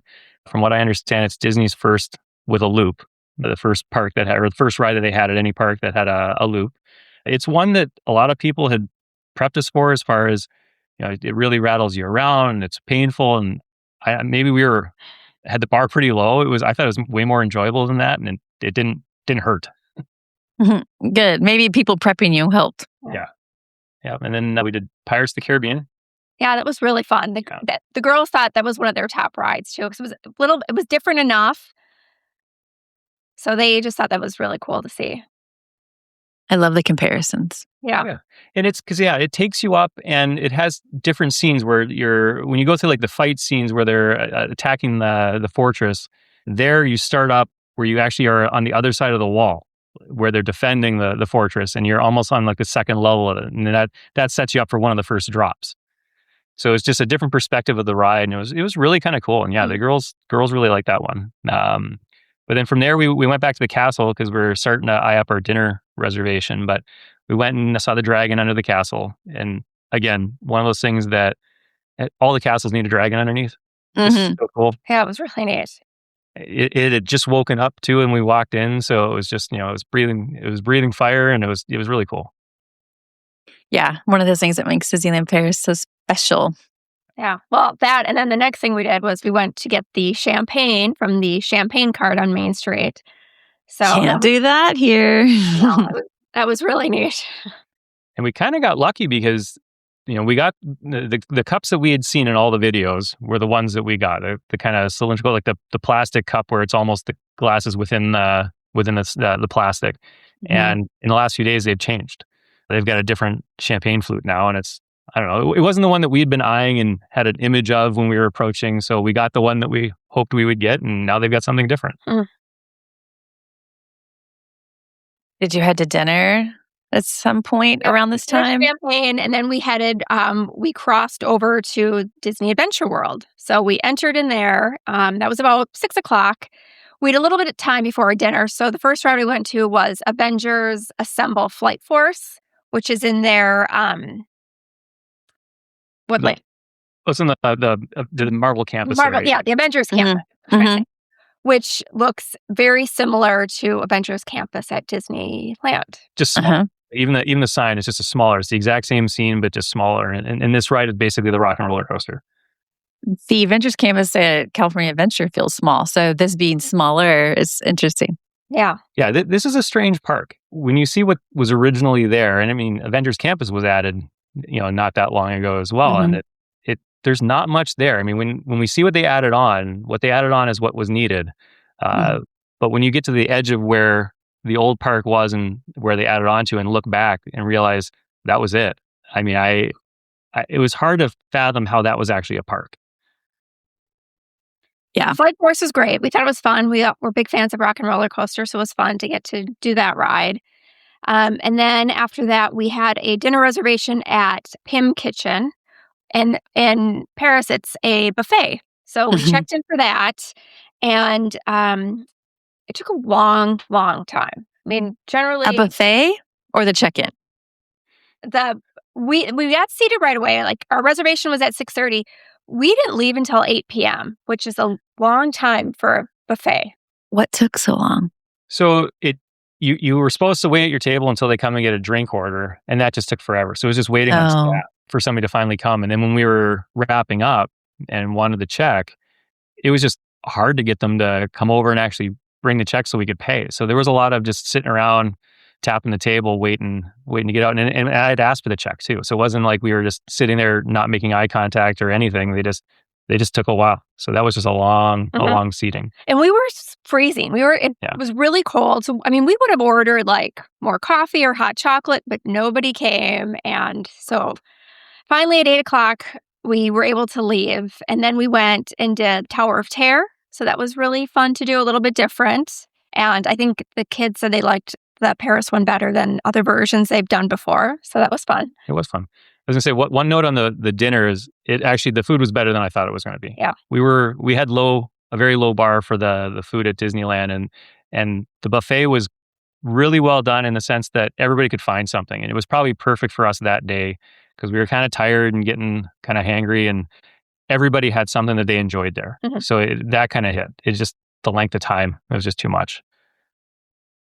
Yeah. But yeah, so after the tower, we went back to the hotel to change and kind of bundle up. Yeah, it was cold. And because you were already cold and you had plans to stay out pretty late. It's going to get colder. Well, and we had booked reserved seating for the fireworks. And fireworks are so late, 10:40. I mean, that is so late, especially when you've been up since, 7 a.m. So we ran back, bundled up, and then we went back to Disneyland Park. We got there about 9:45, and we didn't know how early we needed to get to a reserved spot. So we found somebody kind of near the entrance and asked them, should we enter now or do we have time to go do a ride? And he was like, oh, you should probably enter now. So we entered the area for the reserved seating about 10 p.m., which was pretty early, but it was already starting to fill up, and we were able to get like second row right in front of the castle, which was a really cool spot. And behind people who were short. So it was perfect for everybody. The view was great. And then, the show hit. And I mean, I've heard it before with the drone show that it's incredible. It's a completely different experience, and it's incredible. And it's a completely different experience. Mm-hmm. Yeah. And they have water features in the show too. So you have fireworks, you have water features, you have drones. It was really cool. Yeah. I love that. So many different elements. Yeah. I mean, the only negative would have been that we were so close to the castle that we didn't have the greatest view of some of the drones. Like, the further back you are, the better you can see it. Yeah. But it was still really cool. I was glad that we had the reserved seating because there wasn't pushing or crowds, or it was great. And considering this is a different castle that we've never seen, and it's beautiful. It was just really nice to be that close to it and kind of take it in. Like that, the 40 minutes we were just standing there, it flew by, and we were enjoying it just because you just keep looking at me and like, yeah, we're here. This is something that's kind of, we've always joked like that'd be a great park to go to, but like when are you going to find time? How are you going to pull it off? And we were just sitting there staring at it. So that, I don't know, it was kind of that whole hour was just fun to just be right there. But they definitely have it set up where you can't really have any other touring plans because they'll do, the show's at park close. So it's not the thing where you do the show and then you go get in line before the park closes and you get one more ride in. They make sure you can't do that. And then you can't do that show and go to the other park and do the other show because both shows hit at the same time, which you don't see at a lot of the other parks. Or, well, I guess at Disney World, they're far enough apart that you can't do it anyway. But there's not a lot. You can't do a twofer and you can't do any rides right afterwards. You're there. The thing I really liked was not having to fight the crowd as much on the way out, because they have those kind of side arcades. Like, you've got Main Street, and then you have the shops that line Main Street like at any other park. And then behind those, you have what they call their arcades. So basically covered walkways that give you back entrances into all the stores, but it creates 3 avenues for people to shuffle out of the park. So you don't feel that, you're doing that short stepping and getting tripped on, getting run over by strollers. I mean, it actually made it very peaceful getting out. Yeah. I mean, and again, 10-minute walk back to the hotel. Yeah. We were back to the room by 11:30. Yeah. And that one was a, 22,000 step plus in just under 10 miles for that day. I have a couple of questions. Were you lucking out on short standby lines, or were you using their version of lightning lanes on this day? We never used the Premier access. We never paid for a ride, so we did standby the entire trip. And because of what we pull off in the first 2 days, when we finally hit the crowds on our third day, we didn't have as many things on our list to do. But we were able to do everything with standby. The big opening happened the day before you got there. Right. And I think you had been concerned how that was going to affect your plans. But it sounds like on this particular day, it didn't affect you. It really didn't. And I had a theory that the crowds would be high, but they'd all be in one park. And the crowd, by the last day, we figured out that, the crowds were high because they were all sold out days. If you didn't have tickets in advance, you weren't getting into the parks. But the crowds were all, not just for the other park, but for that new Arundel area. Mm-hmm.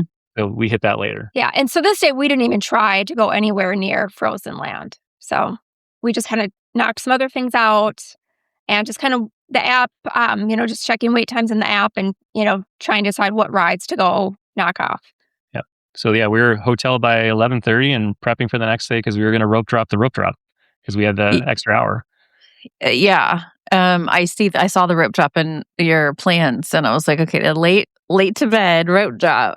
So, as usual, the Disney parks are intense. So the next day was Tuesday, March 31st, and you had said beforehand you were going to focus on rides that are exclusive there, but also rope drop.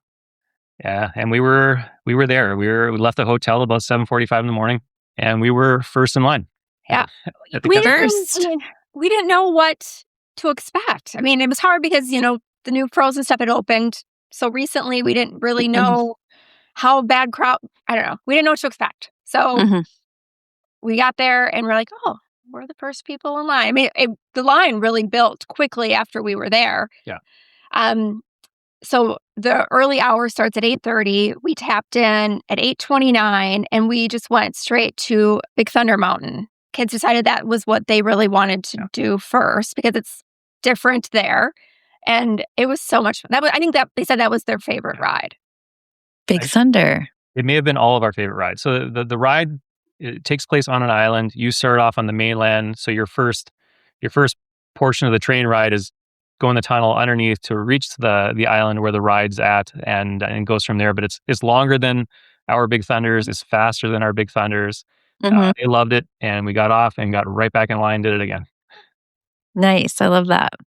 Yeah. So then it was probably just after 9. We still had another half hour of early entry time. So then we went straight over to Hyperspace Mountain, and there was no wait for that. So we got on and got off of that, and I thought, does anybody want to ride it again? And nobody wanted to ride it again. Yeah. Well, honestly, I didn't either. I mean, this one snuck up on us. This one hurt. Everything that I was worried about with Indiana Jones, I felt on Space Mountain. Mm-hmm. It's faster than our Space Mountain, so it has that launch like the Rock and Roller Coaster. Darker than our Space Mountain. It has Star Wars theming, so that part's great, but it moves faster than our Space Mountain. And I think about the Space Mountains we have, they feel fast, even though we know they're one of the slowest coasters we have. And it shakes you around, but I think it's the right amount of darkness which affects the right amount of shaking you around. This one has the same shaking you around, but you're moving faster. So when it shakes you, it hurts more. Like you're getting just twisted in different directions at a higher rate of speed, so those banks feel more, or you feel it more. Yeah. And we came off, and none of us were comfortable after that. We're like, yeah, we don't need to do that one again. It had the shoulder restraints too, and a couple of us complained that the shoulder restraints were really uncomfortable during the ride.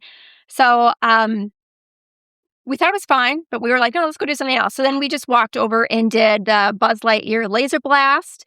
And at this point, it was 9:30, and you could kind of see everybody else filtering into the park.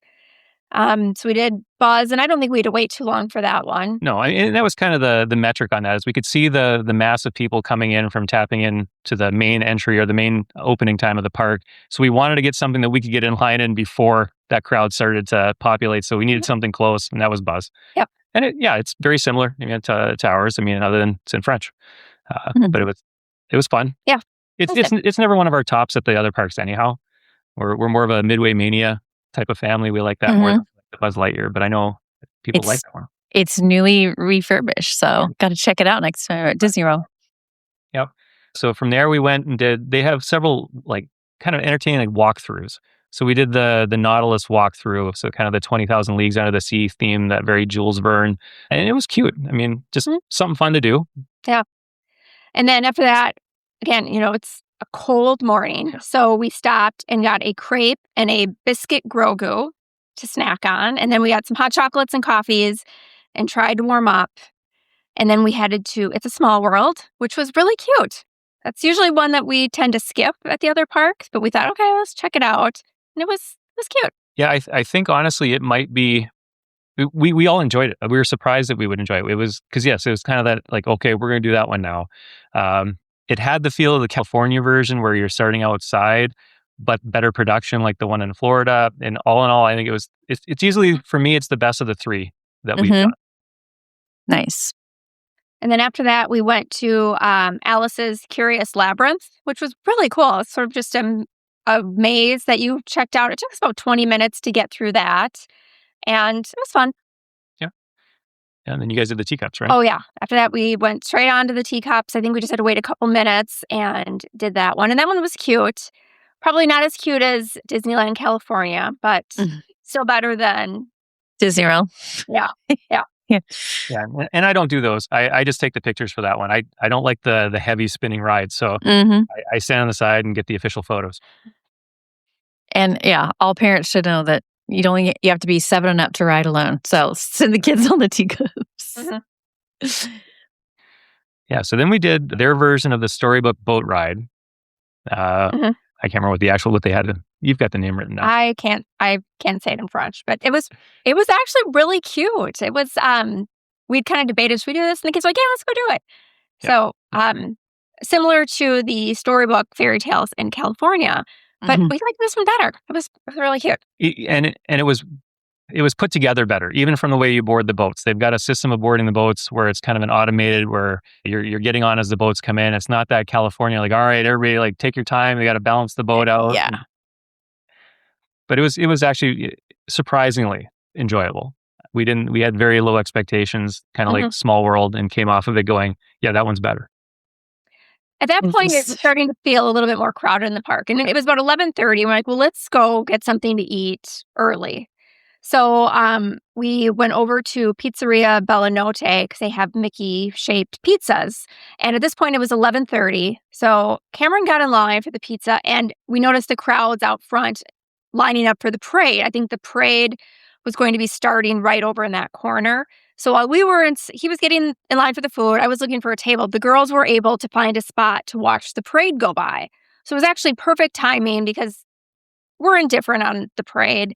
But the fact that they could catch it while we were trying to do something else worked out really well. And it was very similar to the Festival of Fantasy parade in Florida. Yeah, they call it Disney Stars on Parade. But yeah, I could hear the music from inside. And I'm like, yeah, it's the Festival of Fantasy. It had that feel. But we wanted to get the Mickey-shaped puffy pizza. For a puffy pizza, it was actually pretty good.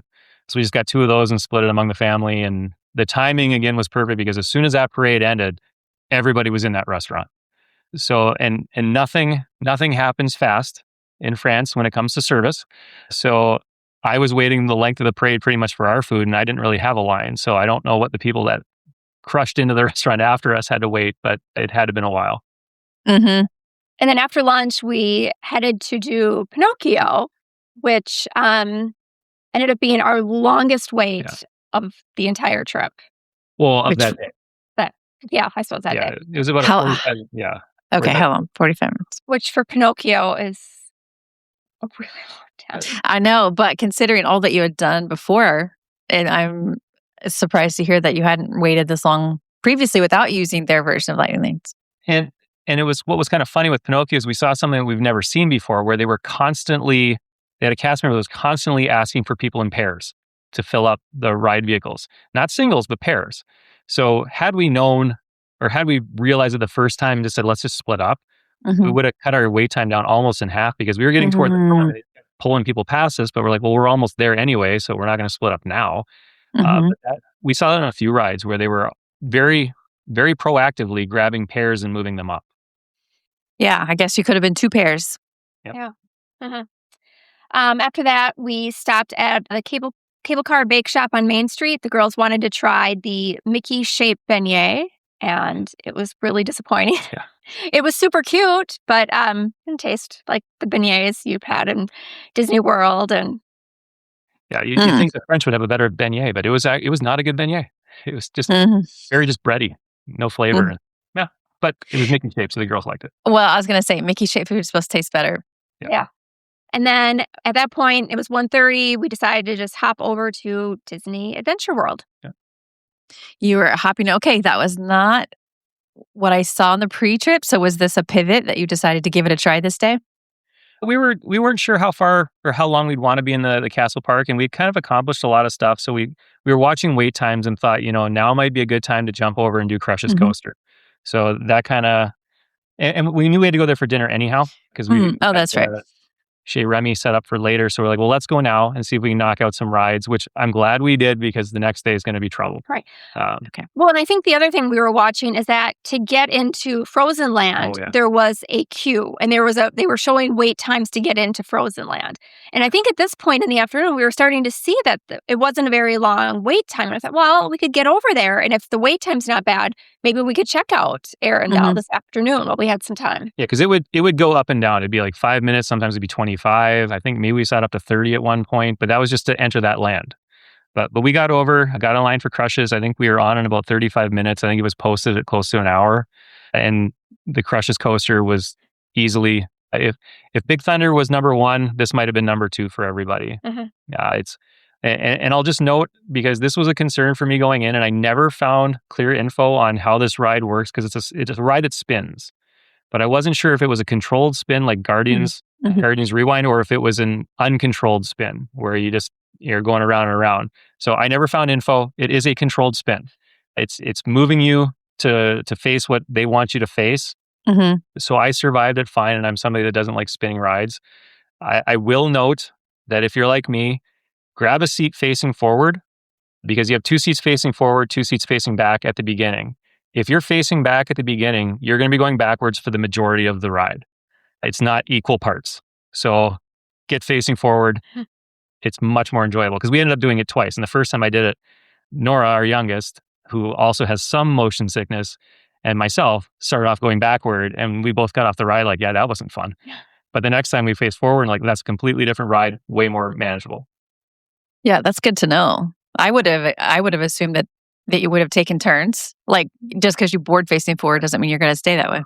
But definitely worth the hype. Oh, yeah. I mean, we all loved it. It was so great. And the wait times for that one were always high. Yeah. It's just always an hour. So yeah, so we made it over to Remy's. It had a high wait time too, but they also had a single rider, and they were posting the wait time for the single rider at around 15, 20 minutes, I think, at the time. So we're like, well, let's just do a single rider.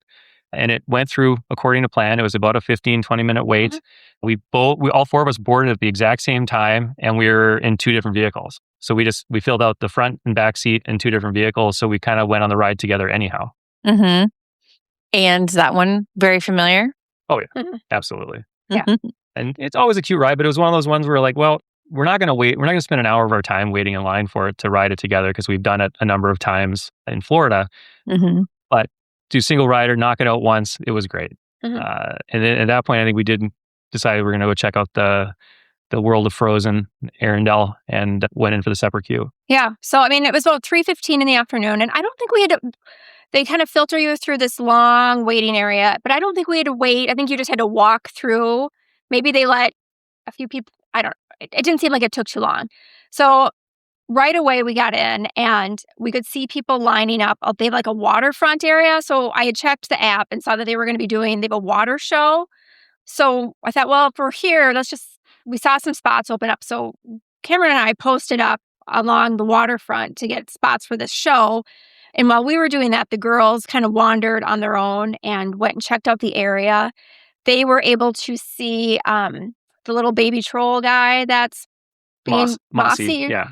So they loved that, and they were able to take some pictures and check it out while we were waiting for the show. I think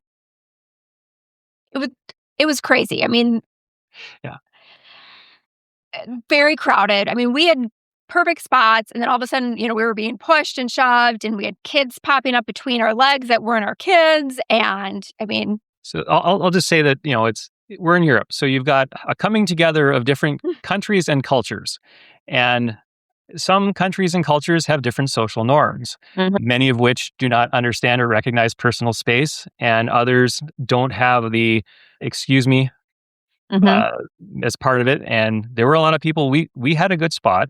We were not taking up a bunch of space, and the plan was we'll stand here, we'll let the girls in front of us, and then what have you. But people would try to access the space by simply taking their kid by the hands and shoving them through you.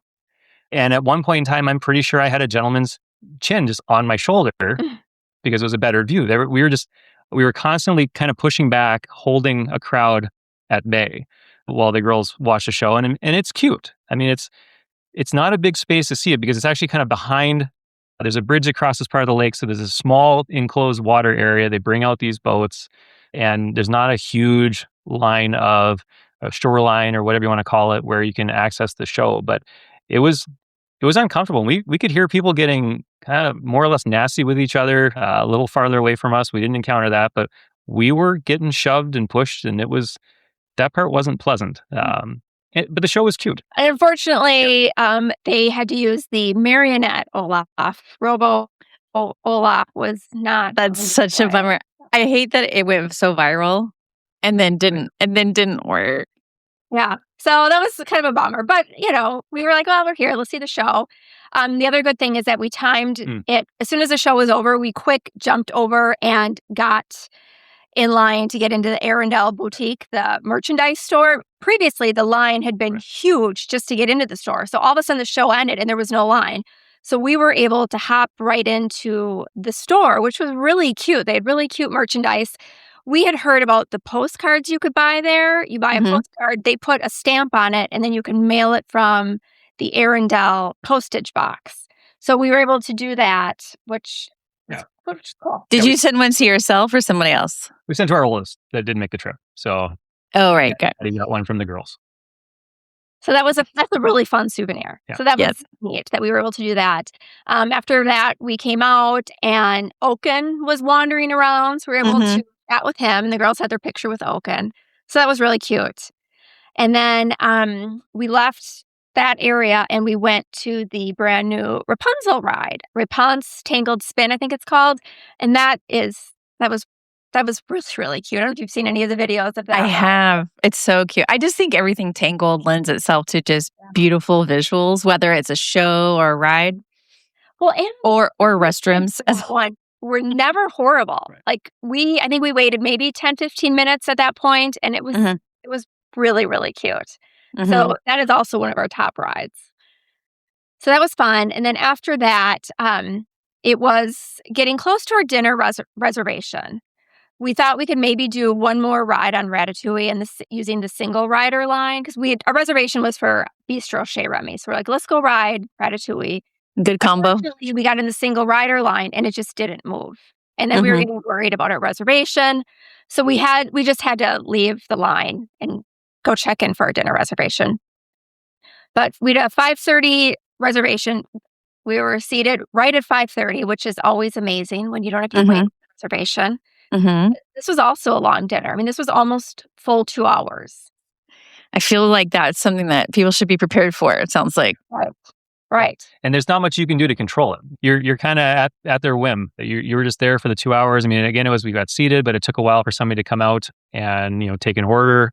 But, we were also doing the thing where we were ordering drinks and dinner at the same time. It wasn't let's order a drink and take some time with the menu. And even, just for point of reference, I mean, I'm like, well, I might want a glass of wine with dinner, but I'd like a cocktail now. Just order them both. Let the wine sit and wait for your dinner, because it was a process. And getting out of there, it was two full hours. But the food was good. Yeah. it was very enjoyable. The atmosphere is amazing. It's so cute in there. Yeah, it was really fun. That was a good choice. Okay, good food, just long process, which feels like it's just par for the course. Yeah. But at Disney, I mean, like we know, I mean, you think back to the Florida parks and stuff. I mean, especially if you have the dining plans, I mean, just how much time you spend at restaurants. And, this is one where you've got to factor in even more time. You sit down for something, you're going to be there a while. We usually say 60 to 90 minutes at Disney World, but you guys are hitting more at that 2-hour mark. Yes. Yeah. 90 was optimistic. Right. That sounds like it would have been a good day. Oh, yeah. Yeah. So then at this point, at 7:30, we went back to the hotel because we were also planning to go for the fireworks show later that night. So 7:30, we went back to the hotel. We were at the Marvel-themed hotel, and they have like these hero stations, which are just different photo ops. So we went to check that stuff out. Mm-hmm. Yeah, that was cool. And the girls like taking some pictures. They've got the room where you flip your phone upside down because it's Spider-Man's bedroom, and then when you take the picture, everything, it's like you're hanging off the ceiling. I mean, just little scenes set up for good little photos. The girls wanted to go to the room and clean up, so they went up to the room to shower. We went to the Skyline bar to have a cocktail. It's set up, New York kind of Marvel. So the windows behind the bar, you'll see Iron Man fly in, or you'll see various characters, and very nicely set up. It was nice to just kind of sit and relax for a little bit and get away from everybody for a few minutes. And this was also kind of, we wanted to do the show, but we also were prepared to just not do it and then get back at a decent time. But everybody was on board with let's get cleaned up, recharge, and head back out. For another late show. Yeah. 10:40.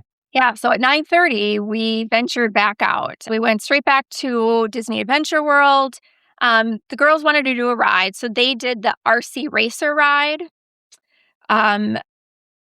I don't know. It's just you're on a car and you just kind of go back and forth. It's a half pipe. It's it's a very big version of ones you see at various other carnivals or like the Mall of America. Just one of those rides just goes back and forth, and it's not very long either of a ride. But the line was short, and they wanted to do it, so we just sat there, let them go do it, and that was it. Yeah, and then we went and did Rapunzel one more time because in the dark it was even better with the lights on, and the ride. Really cool. Yeah. So then we went back to the Frozen area. We got right in and we kind of walked around checking it out at night. It was really cool. I think you had popped into the tavern to get a drink. I did. Yeah. Yeah. Yep. Then we just kind of went and found a spot for the nighttime show. So they added a lake. So much like if you're thinking about in geography, much like Epcot, you've got the main part of the park and you work your way forward, and then there's a lake. It's not the size of Epcot's lake, obviously, but they have a lake, and this is all new area. And then the path goes all the way around. We set it up, if you're using Epcot for geography, we set up kind of around where like the American Pavilion would be on the top end of the park, which was a downside for when we left. But at the same time, there were hardly anybody up there. We did not have to fight for a spot. The size of the viewing area because of this was great. And then they have projections on the water, and they project from 4 locations. So if you think north, south, east, west, if you're even with those markers, you're going to have a face-on view of the projections on the water. And that was that show. That was the Cascade of Lights, and it was, again, just with the drones and the music and what they were projecting on the water, it was amazing. Like, we've seen the World of Color at California Adventure, which is one where like we did it once and we're like, it was okay. It wasn't that bad. The projections are so much better on this water.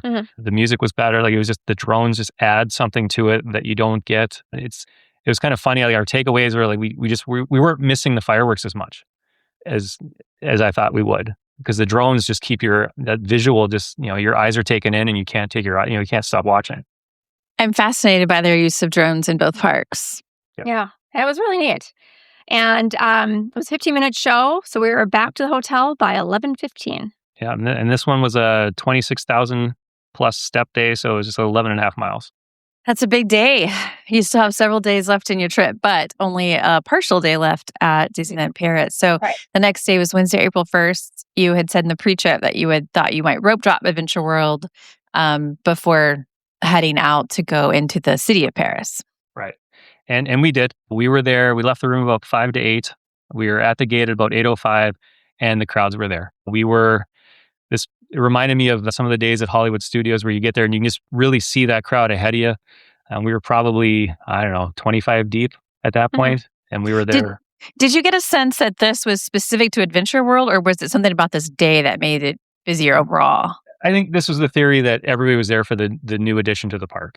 Mhm. Because when we walked the day before, when we rope dropped Disneyland, when we were walking in and ended up first in line, we could see more people heading into Adventure World, and we could see crowds forming. Now, we mistakenly saw and thought that those crowds weren't that bad.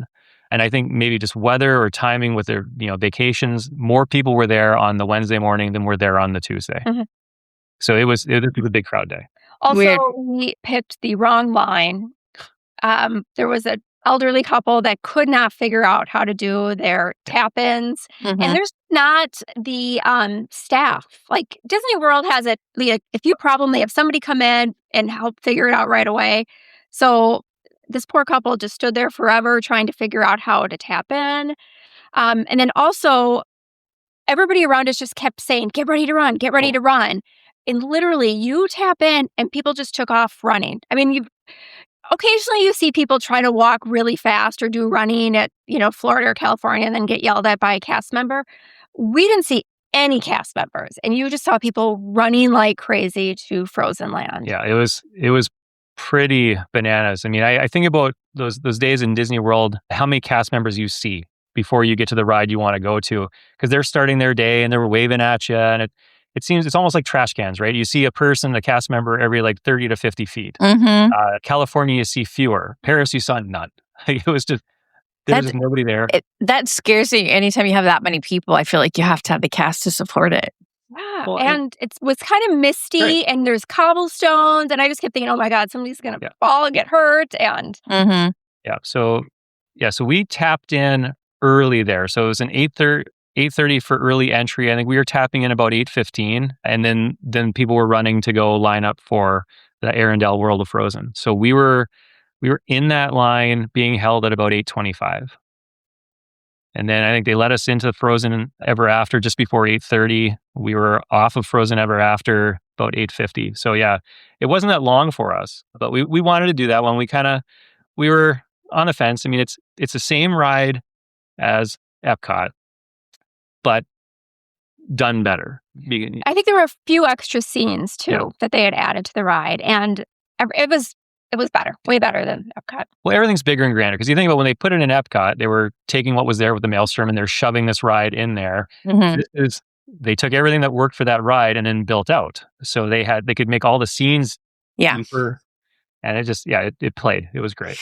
I was thinking about that as we were talking about retrofitting doesn't ever work out as well as starting from scratch. Mhm. And so it feels like it would be better. Yeah, so we were glad that we just did it and were able to ride it that morning.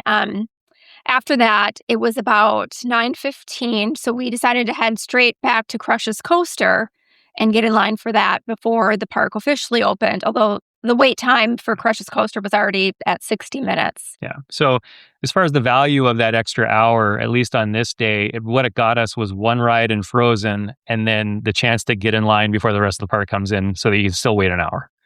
So this is when we really start to feel the crowds, and that a lot of them were on site at the hotels because they were already in the park with us. Yeah. And so the early entry here is only for people staying in their resorts, and there aren't that many resorts. It's like Well, 5 or 6, and then I think there's a couple I of good guess neighbors. I don't know how many there are. I want to say there were 5 Disney owned, and then a couple of good neighbors. But yeah, everybody was there, and it was packed. Mm-hmm. So after Crush's Coaster, we had to go back to the hotel because we had to check out of our room by 11 o'clock. So we ran back to the room, quick packed everything up, and then we just dropped our luggage off with Bell Services. And then our youngest really wanted to go to McDonald's. So there's a brand new McDonald's in Disney Village that just reopened, and it's supposed to be the newest, biggest McDonald's in the world. So we went to McDonald's for lunch. Huge. I want to say 3 or 4 stories. Mhm. Yeah, it was enormous. It was interesting to see how they do things too. The cups are all reused. The fry containers are all reused. So like when you go to dispose of your trash afterwards, there's all these different stages. You gotta, you empty your cups in this little sink, and then you're putting cups in the one reusable area and the fried bins in one reusable area. The nuggets they got came in a bowl. and that gets reused. So they're definitely conscious about some of that stuff. It was kind of interesting to see a different take on it. But we did Mhm. Uh-huh. And then we decided to go back to Disneyland Park. So at 12:30, we went into Disneyland Park and right away could tell that it was very crowded. We decided to go to Adventure Isle, which is, I guess, kind of like Pirates of the Caribbean themed, maybe. It's the Pirates walkthrough area. So it's very much, it had the feel of a Tom Sawyer Island where you can kind of walk everywhere, but it was cuter. They had all these caves and things to see, Skull Island. I mean, it was very pirate themed and a lot of fun, and just something that's unique to the Paris park where they've got these little ride themed walkthroughs. And I mean, we were checking wait times. Wait times were pretty high. There wasn't anything that anybody was dying to go on. Otherwise, we would have considered, paying maybe for a ride. But, at that point, everybody, I think we were just tired too. Right. We did wait for Pirates of the Caribbean again, and that took about 40 minutes. And then we went and did Phantom Manor because that wasn't very long. No, it was almost a walk on. Yeah. And then, You gotten a lot done the other couple days, so right. that was again, our kids had said they didn't want to meet any characters. We debated going to a show, and everybody was kind of indifferent on a show, and we were worried about not being able to get in. We didn't want to wait for a show, and so because they say for those shows, if you didn't pay for reserved seating, then you really need to be queuing up about an hour before the show to make sure you get a spot, and nobody wanted to spend their time doing that. So it was something we knew. I mean, Disney's Disney. You pick the things you want to do, and you have to be ready to let go of some of the things that aren't high on your list. Can't do everything. Yeah. Mm-hmm. But we went over to Autopia and got that one done just because that was one with the line. Like the wait times were strange there. Sometimes we'd look, it'd be 10 minutes and all of a sudden it's 45, then it's back to 15. And I hadn't seen so much up and down or back and forth as we did with that ride and a few of the other ones. But it was showing it like 10 or 20 minutes. So we went over there and it was about that. Yeah. Yeah. And kids thought it was fun because they got to drive on the other side. So. Well, it was strange. Like depending whether you loaded from the right or the left, they had cars with a steering wheel on the left and cars with a steering wheel on the right. So whatever. They said we're going to appeal to people from all places. Absolutely. So they got to do it. It's better than the Speedway in Florida. It's not as cool as Autopia in California. Mm-hmm. That's my take on it, at least. Then we decided our last ride would be Big Thunder Mountain. So we got in line at 3:50, and at 4:30 the ride went down. So after waiting a long time, we had to evacuate from the line. And it was a full on evac for people on the ride. They were walking down the coaster, so it was one of those kind of the ride broke mid ride for whoever was on it at the time. So we knew we weren't going to wait for it to come back up, and we were starting to think of what did we want to do before we left and said goodbye to the castle and made our way into Paris. So it was time to jettison that and go grab a sandwich. We got a croque monsieur at the deli on Main Street, and it was good. Good little snack, and then a couple last looks at the castle and started making our way out. Yeah, 5:15, we headed back to the hotel, and then we were on a 5:30 train out of Disneyland. So before we move on to Paris, overall thoughts about Disneyland Paris in terms of, let's talk about the hotel.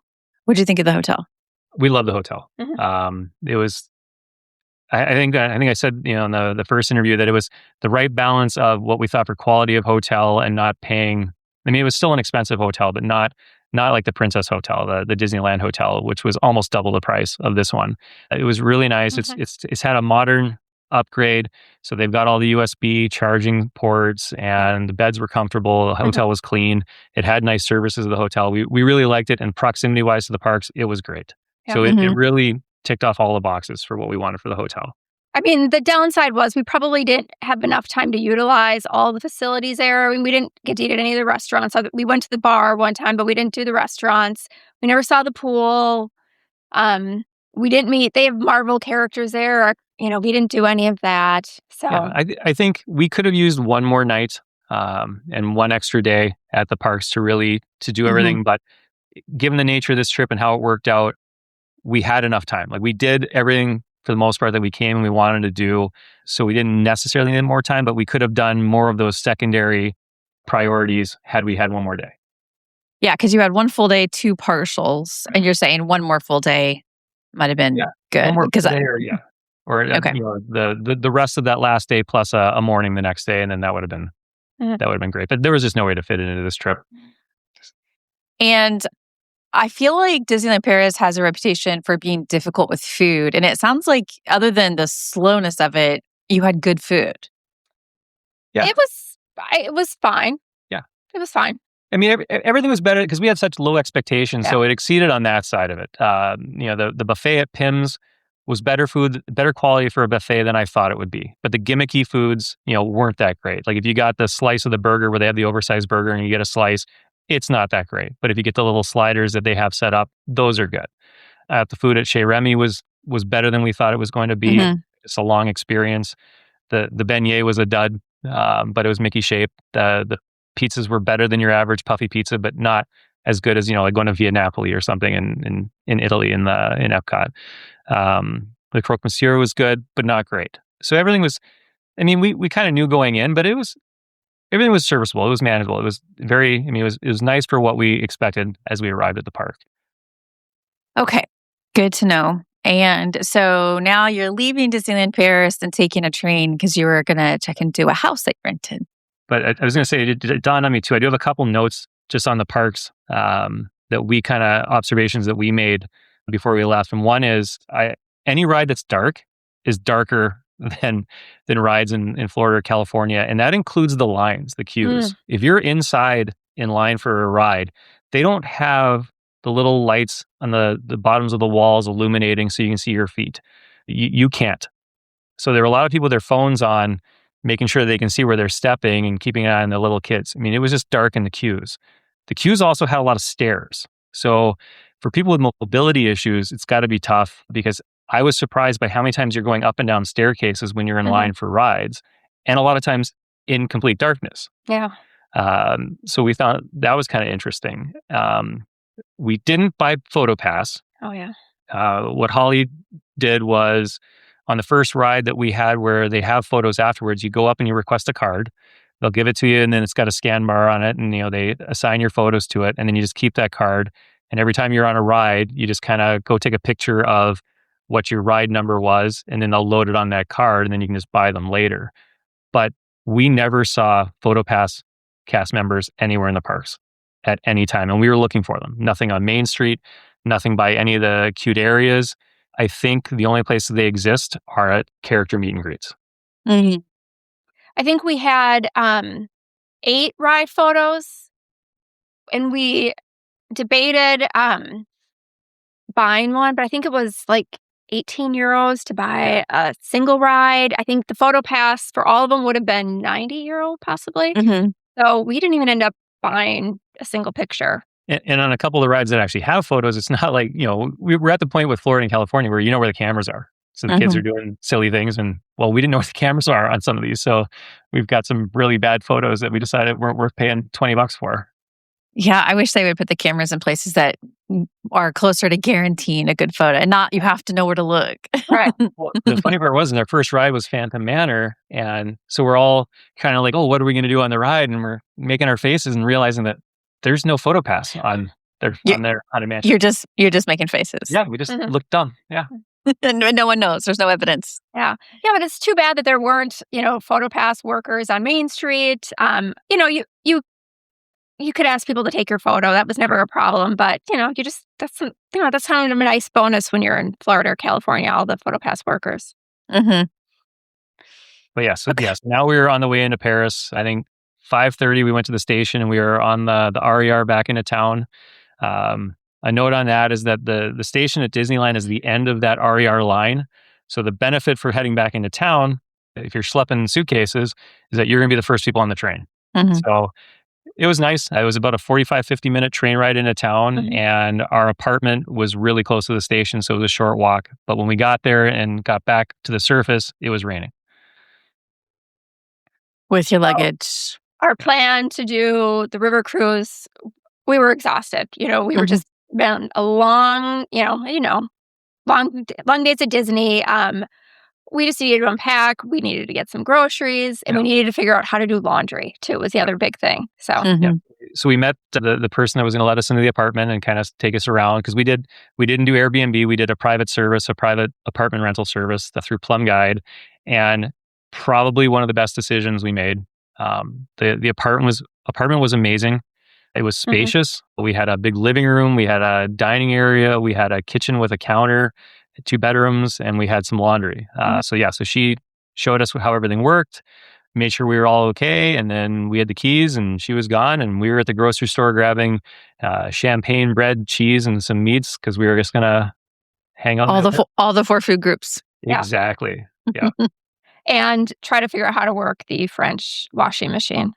So that was great, figuring that out right away. And then I think everybody was tired too and really wanted to get to bed early. Yep. So that was a 24,000, just under 11 mile day on that day. Yeah. You've had a lot of days in a row of busy. So I understand it. Maybe it's thankful it was raining. Yeah. I think it had been a little optimistic to think that we would have had energy to go out and do something. Yes. Made the decision easier for you. For sure. And with the boat ride, we bought, they were not timed tickets. It was a ticket we could use at any time during. Perfect then. It worked out. Okay. Then let's talk about the next day, which was Thursday, April 2nd. And you were starting the day at a little unknown place called the Eiffel Tower. Yeah, it's a neat structure. I don't know if you ever heard of it. Yeah, we took the metro down to there's the Trocadero stop, and then so you come out and you climb these stairs, and then there it is off in the distance. So you're taking all the pictures you can, and we headed over to the tower. Yeah, it worked really well. We entered the queue at 10:10, and we were on the Eiffel Tower by 10:30. Right. You didn't have to wait. I mean, our time ticket was for 10:30, so we were on right as we were expected to. We probably spent about an hour. We didn't pay for the ticket to the very top. We paid for the second access spot, which is good.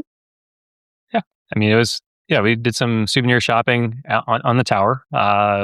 Checked out as much as we wanted, and then made our way down to go find some hot chocolate and coffee. Yeah. And what was the weather here compared to the other parts of your trip? Cold and dreary. Cold and dreary again.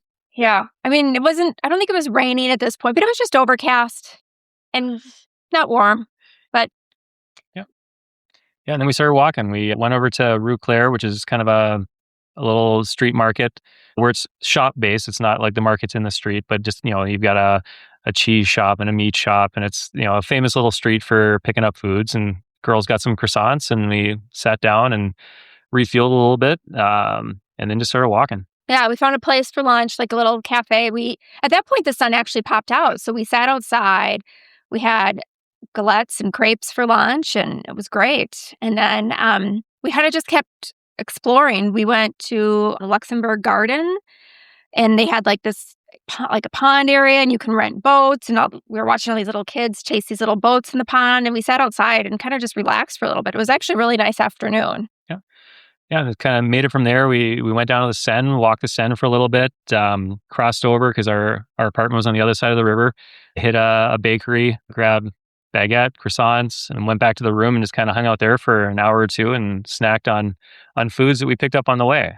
And this was one of the things we were really appreciated having that space. Get some laundry going, just recharge for a bit and have a space to sit and eat. Yeah, I love that. And also it feels like you're living a little bit like a local. Yeah. And it was I was nervous about the area because I knew it was going to be a busy area, and it was very commercial, somewhat. It was right on the border of the first and the fourth arrondissement. So you're about a 7 to 10 mile walk from like Notre Dame. 7 to 10 minutes. I'm sorry, 7 to 10 minutes. Yes, sorry, not miles. 7 to 10 minute walk. But we had an Australian pub downstairs from us, and there were lots of a burger shop next to it. So it was very kind of a more commercial, catering to tourists and everything, and not very locals. But we were on the third floor, so we had this neat view of these winding streets and kind of that quintessential, the Paris windows in the apartments. So it was really a great spot for that. But we recharged, and then headed out by the metro, so subway, and kind of did some shopping, some sightseeing. We went and checked out the opera from the outside. I had read about these areas that they call passages, where it's basically covered, these historical covered shopping districts that look like a big tunnel, and they have cute shops or restaurants. And we walked through about 3 of those, and then made our way to the Galeries Lafayette because Holly wanted to see the view from the roof. Yeah, so it's just this huge department store that is amazing. It was gorgeous on the inside. Just the view inside was neat. And then we went all the way to the rooftop. And once you get to the rooftop, it has just a great view. And it was actually like a pretty sunset. So that was really neat to be able to see. And you could see the Eiffel Tower off in the distance. Mhm. So that was really cool. But about 8 o'clock or so, they start kicking you out off the roof. So like you're not there for too long, so you can't see the sunset from up there. But we headed out and we kind of picked a place for dinner. It was an Argentine pizza place. It was a bit of a walk. We realized we were going uphill the entire way, about halfway, and realized that we were kind of approaching the south end of like Montmartre and like Pigalle area. So we were going uphill for a while. Had dinner. It was good dinner. Food was really good. And we realized we were so close to the Moulin Rouge because we could see it as we were going into the restaurant that we would go see the Moulin Rouge afterwards, saw it at night, and took some pictures and just kind of soaked in that neighborhood before heading back to the room. Okay. And this was a 31,000 step, but we eclipsed 14 miles on this one. Wow. That's a big, big day. This is why people that live there can eat croissants and drink champagne and still be thin. Yeah. That is 100% true. And we kind of thought that by the time we got to Paris proper, that it'd be the opportunity to maybe slow down and not do as much walking. And it actually went the other way because it was more of and we'd see how the girls do. And they were just very much of the mindset of, let's keep going. I want to see this. Yeah. Mm-hmm. So, and that's what it was. And at the same time, the hard work on the front end, the seeing things makes it easier on the back end because you're not rushing to see things that were high on your list. Mm-hmm. Like knocking out the Moulin Rouge at night was great. Yeah. Did not go to check out the bar up there, though. That was on our to-do list, but everybody was just too tired, and we just had to get back. We didn't get back until almost 10 o'clock anyway. So the next day, we left the apartment a little after 9. We had stopped for croissants. Today, we had booked a ticket for Sainte-Chapelle, which is a church with really cool stained glass windows. So we had a 9:30 ticket for that. And luckily we had tickets because the line for the line for people who didn't have tickets was super long that day. Very long. So we got in and, you just kind of walk in, check it out, and walked out. It was pretty. Yeah, there's not much to it. You're basically two different rooms. Like when you come in, you enter in the kind of the basement chapel, which has some nice stone statues. And then you make your way up into the main area where they've got all the stained glass. They're doing a lot of renovations. So they did a good job of hiding it because when I walked in at first, I didn't realize that they were because I want to say about a quarter of it was actually cordoned off with scaffolding and what I'd call scrims, whatever from Disney, but they use mirrored glass. So when you're looking and it's getting the reflection of all the other stained glass, it creates this illusion that there is nothing there. So it was actually kind of neat. And I'm like, oh, Disney could take a few cues so we're not always just seeing what's being built and hiding behind. But I'm glad they did it because it would have been a pretty big eyesore. So I understand. But that's good. Yeah, it was beautiful inside. And, and then it was time to make our way over to Notre Dame, which I should note, Notre Dame is another free entry, but you can book timed spots to come in. And they only drop them no more than 3 days in advance. When we had talked last time, you hadn't gotten them yet. Right. We had not gotten them. And we had a note for our last day at Disney to look at them. And when I pulled them up, they were all taken. Everything was claimed. It was sold out. But I had also noticed that so 3 days out, they were sold out, but 2 days out, they showed some time. So I'm like, well, maybe they'll sprinkle some more in as they went. Well, actually, when we were on the Eiffel Tower, I had I had the page up on my phone and I refreshed and an 11 a.m. popped up for Friday. So I took it right away. And that was massive because the line from Notre Dame almost went back to Sainte-Chapelle. It was one of the longest lines we've seen. And 11 a.m. popping up is so lucky because it was good timing for your day. We had a little bit of time to kill, so we found a cafe and went and had more croissants and coffee and hot chocolate. Yep. And did not have to wait in that awful line. What we realized as we were going in that it was Good Friday. Yeah. So they had a service. So we kind of laughed walking in like, yep, this was, when you're looking at these itineraries and you've got your days planned, it's just day 6 and day 7 and day 8. Right. You're not really thinking what the relevance of that day is. And we both kind of had a laugh when we walked in and they're doing a service and we're like, what the, oh yeah, it's Good Friday. we're in a Catholic church on Good Friday. Yeah, you forget that real life is happening for some people, but for you, it's, day 10 of your trip or whatever. Right. Exactly. Yeah, but I mean, they didn't stop the tourists from going in. I was kind of surprised that they, that you could still shuffle along and check it out. Yeah. I mean, I suppose we were probably limited in what we could see. So we were in and out in probably about a half hour. Yeah, because you can't really stop because the crowd's just moving. Like you're in this mass of people that are doing a wrap around the exterior of the chapel. So, it was beautiful. Because of that crowd, I assume I had less enjoyment of it. It was nowhere near the experience at Westminster.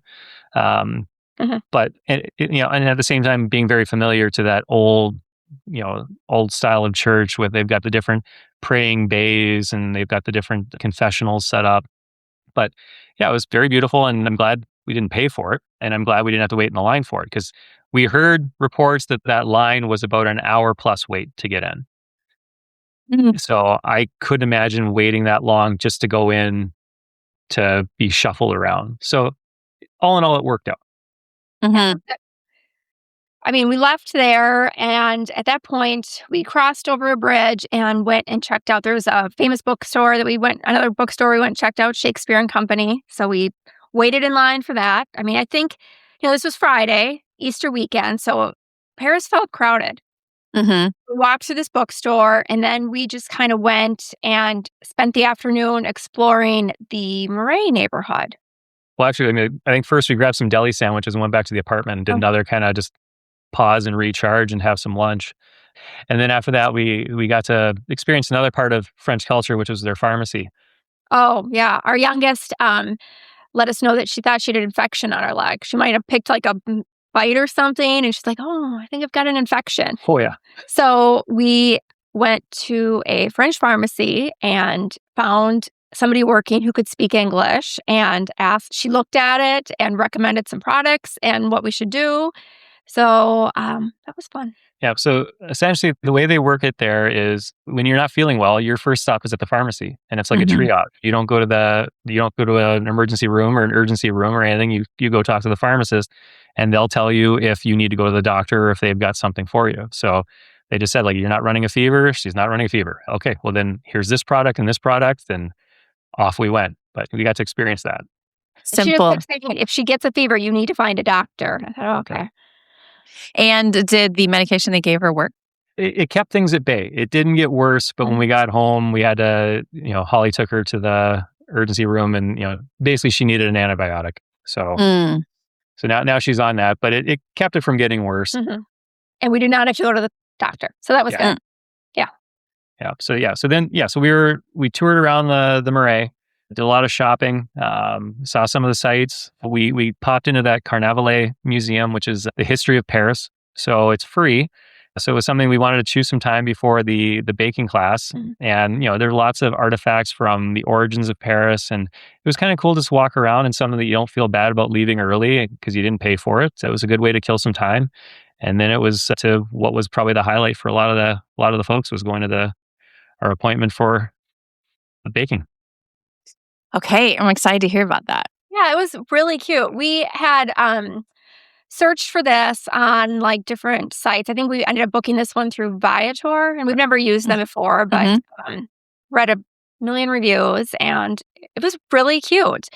There was it was our family, and then a group of two, and another group of two. So very small group, and the woman who was running it did it in English because everybody could speak English, so that was really helpful. And it was really cute. It was about 2 hours long, and yeah, they fed you some pastries while we waited to be taken to the bakery. I think the first thing we did is they tell you about the ingredients and the process, and we rolled out baguettes. And basically you do one thing for every pair. So everything we did two of. So we rolled out baguettes and prepped them for baking. We did like a braided bread that we prepped for baking, and then that stuff went in the oven, and we went and made a traditional kind of like almost like a biscotti, like a sweet bread cookie, and made those. And then we spent a long period of time rolling croissants. Croissants aren't going to be baked on site because they proof overnight. So you get to roll them. You don't get to really do anything else with them. But another I guess another tour hadn't shown up, so they had extra dough.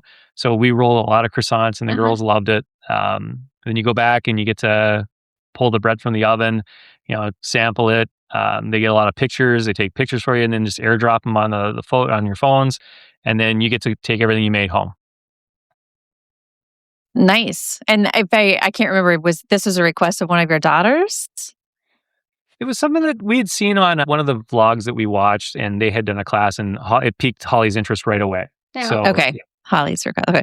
Yeah, I love that. Yeah, it was really fun. I mean, just one of those special things that, not so touristy, and it was cool. So we went back to the apartment with our bread, stopped at the little grocery store that's below our apartment, grabbed some butter, and went upstairs and tried to stop snacking because it was really good. I mean, honestly, it was probably some of the best bread we had while we were in Paris. And, so we snacked on it. And this was we were trying to decide whether we had the energy to go back out, and the girls wanted to go back out. So this was one of Holly's highlights, I think. Yeah. So at 8:30, we headed back out. Our goal was to find a good spot to see the Eiffel Tower light up. Mm-hmm.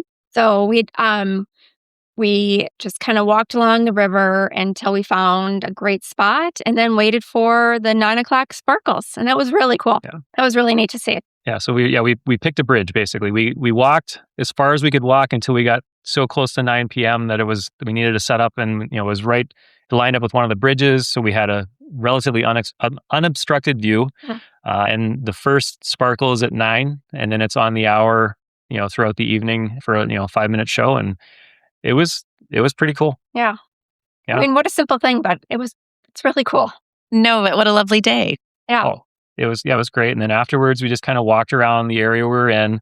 We saw they have that Egyptian obelisk that was gifted, 100 years ago.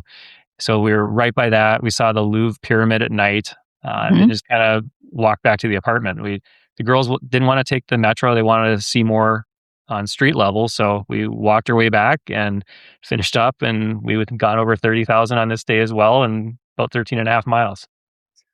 I see lots of travels in their future when they're grown and doing it on their own. They've been incredible. We weren't going to push them, and they're always just very much good about, I want to see the next thing. We know it's an effort and we're going to do it. And they were kind of fun to watch too, both in the tube and the metro, about how they learn how to navigate. Like our 15-year-old did not like being last in line when we were walking places, because she could read signs, and she would lead the way and see if she got us to the right platform. So it was kind of fun to see them not just blindly following the parents, but taking a lead role in, no, we have to go here. And especially on the exits. I was going to bring this up too, as far as just pointers. We, both for London and Paris, we used a different app. Like we always use Google Maps in cities, but we had heard that this app called City Mapper is a better way to go. And we used that for both cities. And it was really great about step-by-step telling you, like, enter the station from this street. And when you're exiting, this is where it really played in those big city stations where you might have 25 different exits. And you'll have saying like, well, I'm going to the Eiffel Tower or what have you. And they'll say, well, exit on exit number 14 onto this street. So leaving the stations, Ellie'd be like, well, what sortie are we going to? What exit? We'd tell her the number, and she'd just be off pivoting through the crowd. So, yeah, he would have known it's okay. Like, we're getting on the subway. Yep. We're looking for these numbers, this direction. And they were always like, they really enjoyed, I think, figuring it out and leading the way. Yeah, they very much took an active role, and that was fun.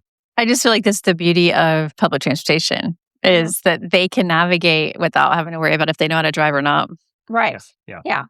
And I mean, we were still a little worried. Like, I mean, we did see one family get split up. Like, the dad and one kid got on, and the mom and the other kid weren't getting on. And like, he put his leg out to try to stop the door, and the door just slammed in his leg. And eventually he had to rip his leg out and just wave goodbye to the wife and the kid. And we were like, oh God, what a nightmare. So we were kind of trying to make sure that we all were getting on quickly together. And that was the thing. Like, we thought that might happen because, again, with the girls taking an interest in it, I mean, especially Ellie, the 15-year-old, who's usually up front, when we'd be entering a station, going down the stairs, when we've narrowed our platform, you might hear a train.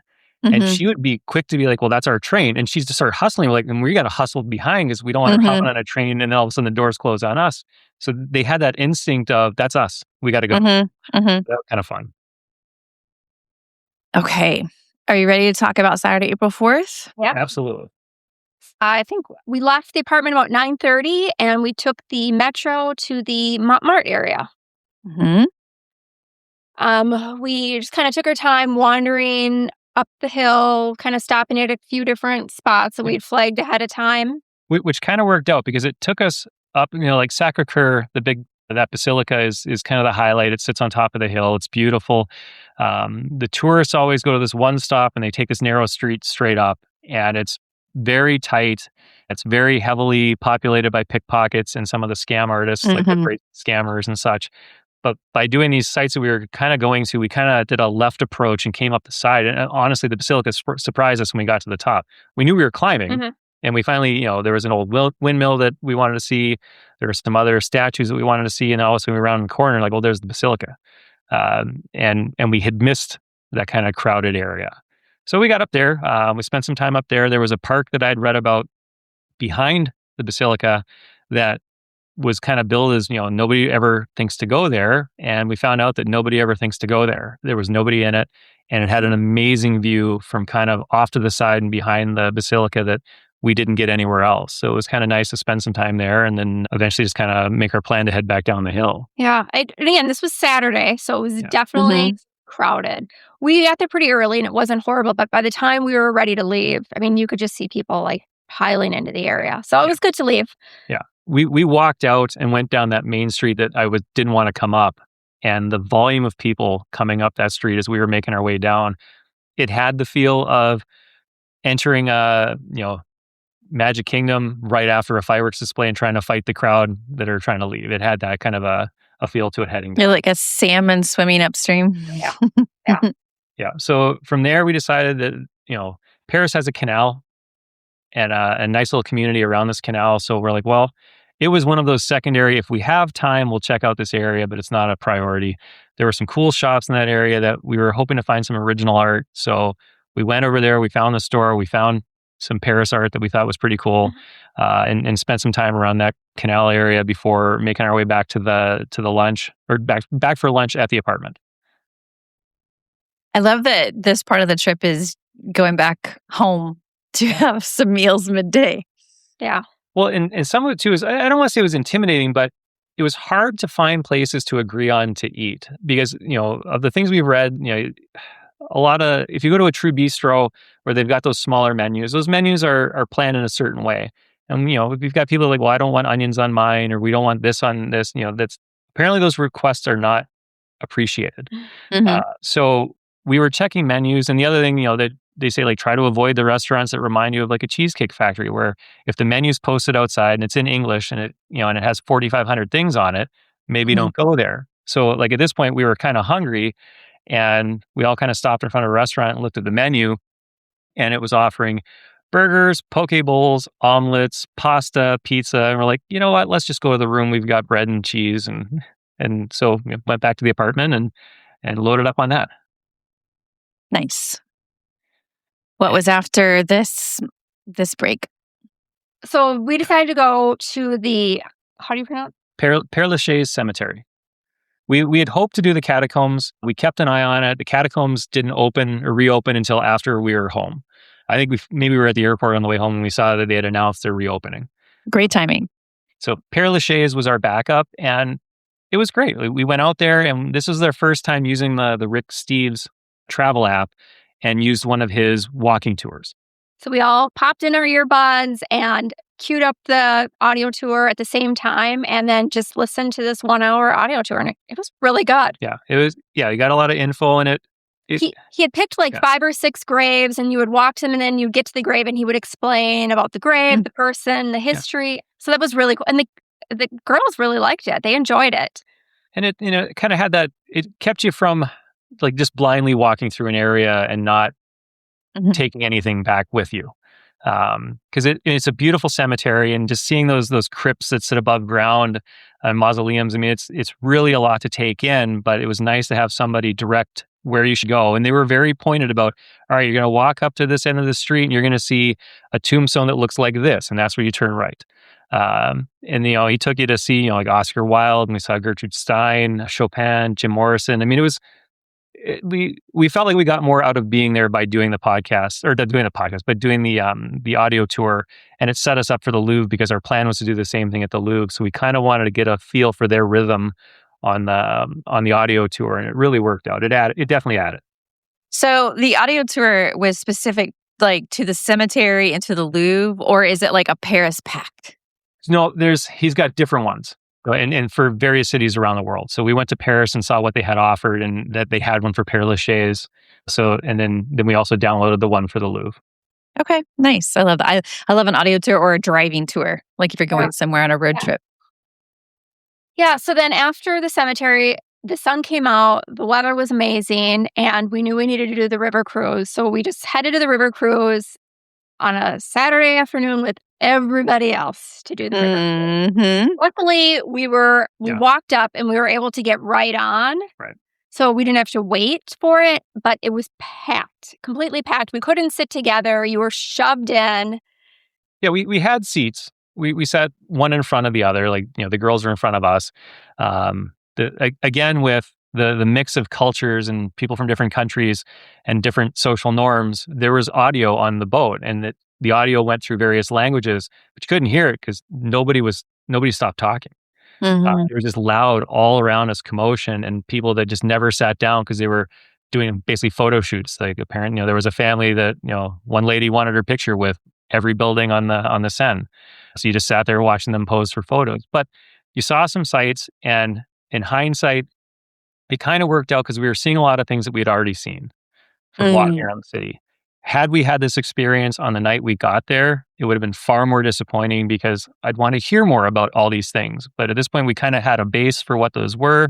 It was just bonus. You're seeing them again. And you were just in the sun, floating on the river. So that was nice. Yeah. Okay. And you weren't in the rain because originally it was rain. Right. It would have been raining. Yeah. So it was about 6 o'clock when we got off.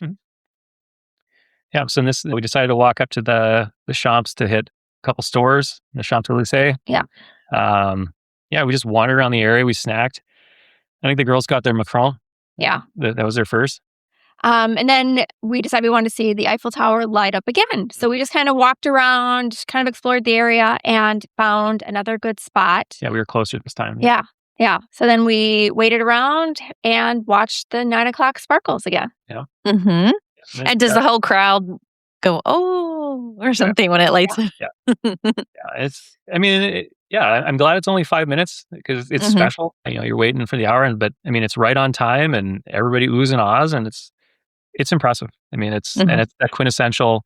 Here we are on the Seine in Paris, watching the Eiffel Tower sparkle. So that was a lot of fun. And the spot where we were watching it was right by the metro station, so we were able to just hop on the metro and get a ride back. Yeah. So we got back. It was around 10 o'clock at night.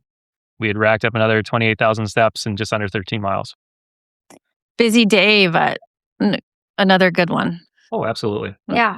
And you're definitely tired, but we all were like, oh, we have one more full day. So it was kind of... You did get into the end of a very busy trip. So the next day was Sunday, April 5th. You had those Louvre tickets to use.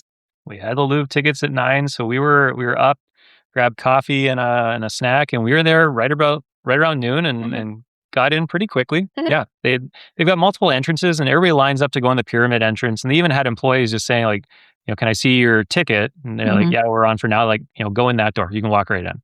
So we basically just did that and then got set up, got our headphones in.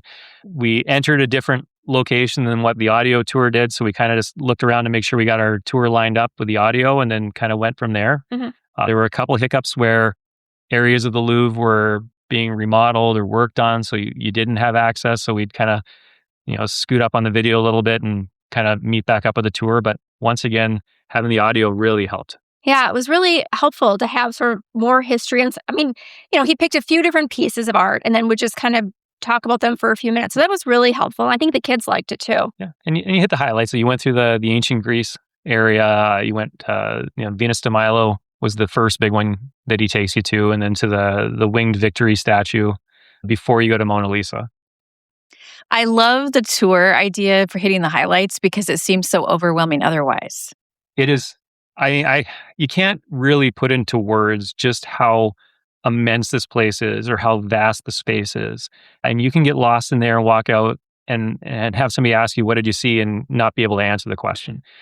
Because you could just walk around aimlessly. Like we had the maps, but yes, the tour just telling you like, you're going to go to the end of this hall and you're going to see, you'll be in room number 502 and you're going to see this and then take a right. And it was really nice having that guide. Yeah. But he eventually got us to the Mona Lisa, and yes, there we are on a Sunday on a Easter weekend, and it was packed, and having flashbacks to watching that Arendelle show at Adventure World as there's no order. It's just a mass of people, and you kind of just find your spot in the back of the crowd. And as people leave the front, you slowly move up a little bit. But it got to the point as we got close to the front that I felt like I was holding a wall up with my back as people are just trying to push through you, which is like, just wait a minute, you'll be there.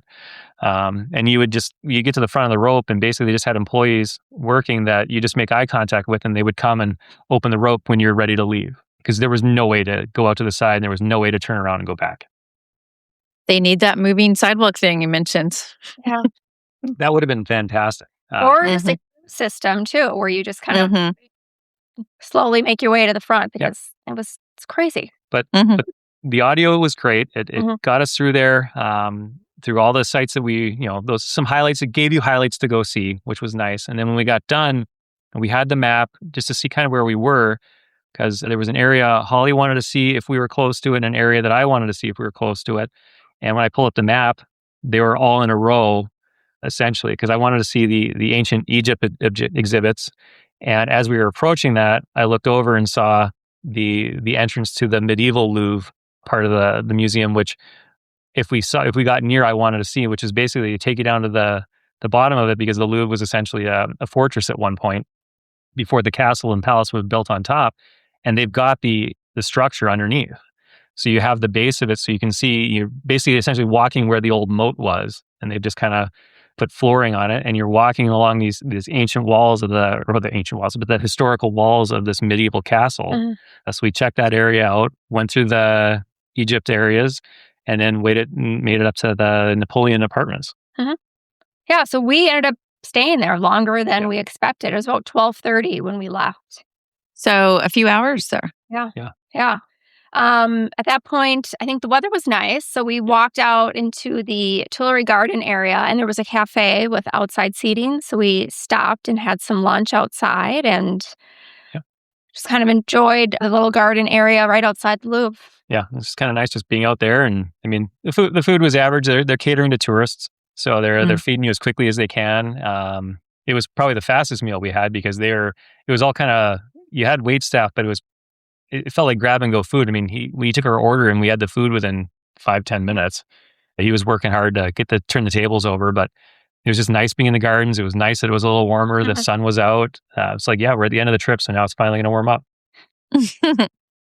But we got wrapped up with that and made our way back up to the Champs-Elysees. And it's the first Sunday of the month, which we knew they turned the Champs into a pedestrian only. So we got up to that area, and it was really cool to just kind of walk up the Champs in the street, not have the traffic.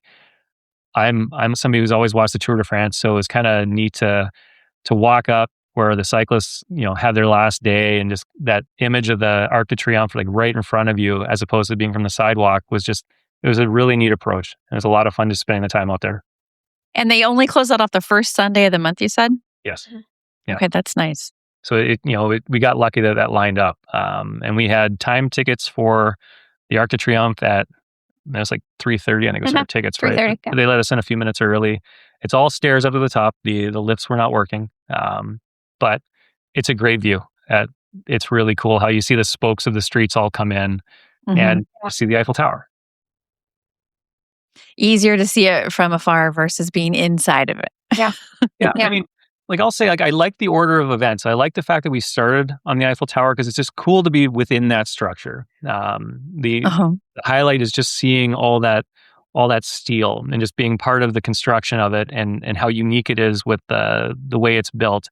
But it was nice to end on the Arc de Triomphe, where you can just take your time, walk around, and essentially see everything you saw up close. Like you could see Notre Dame, you could see Sacre-Cœur, you could see the Eiffel Tower.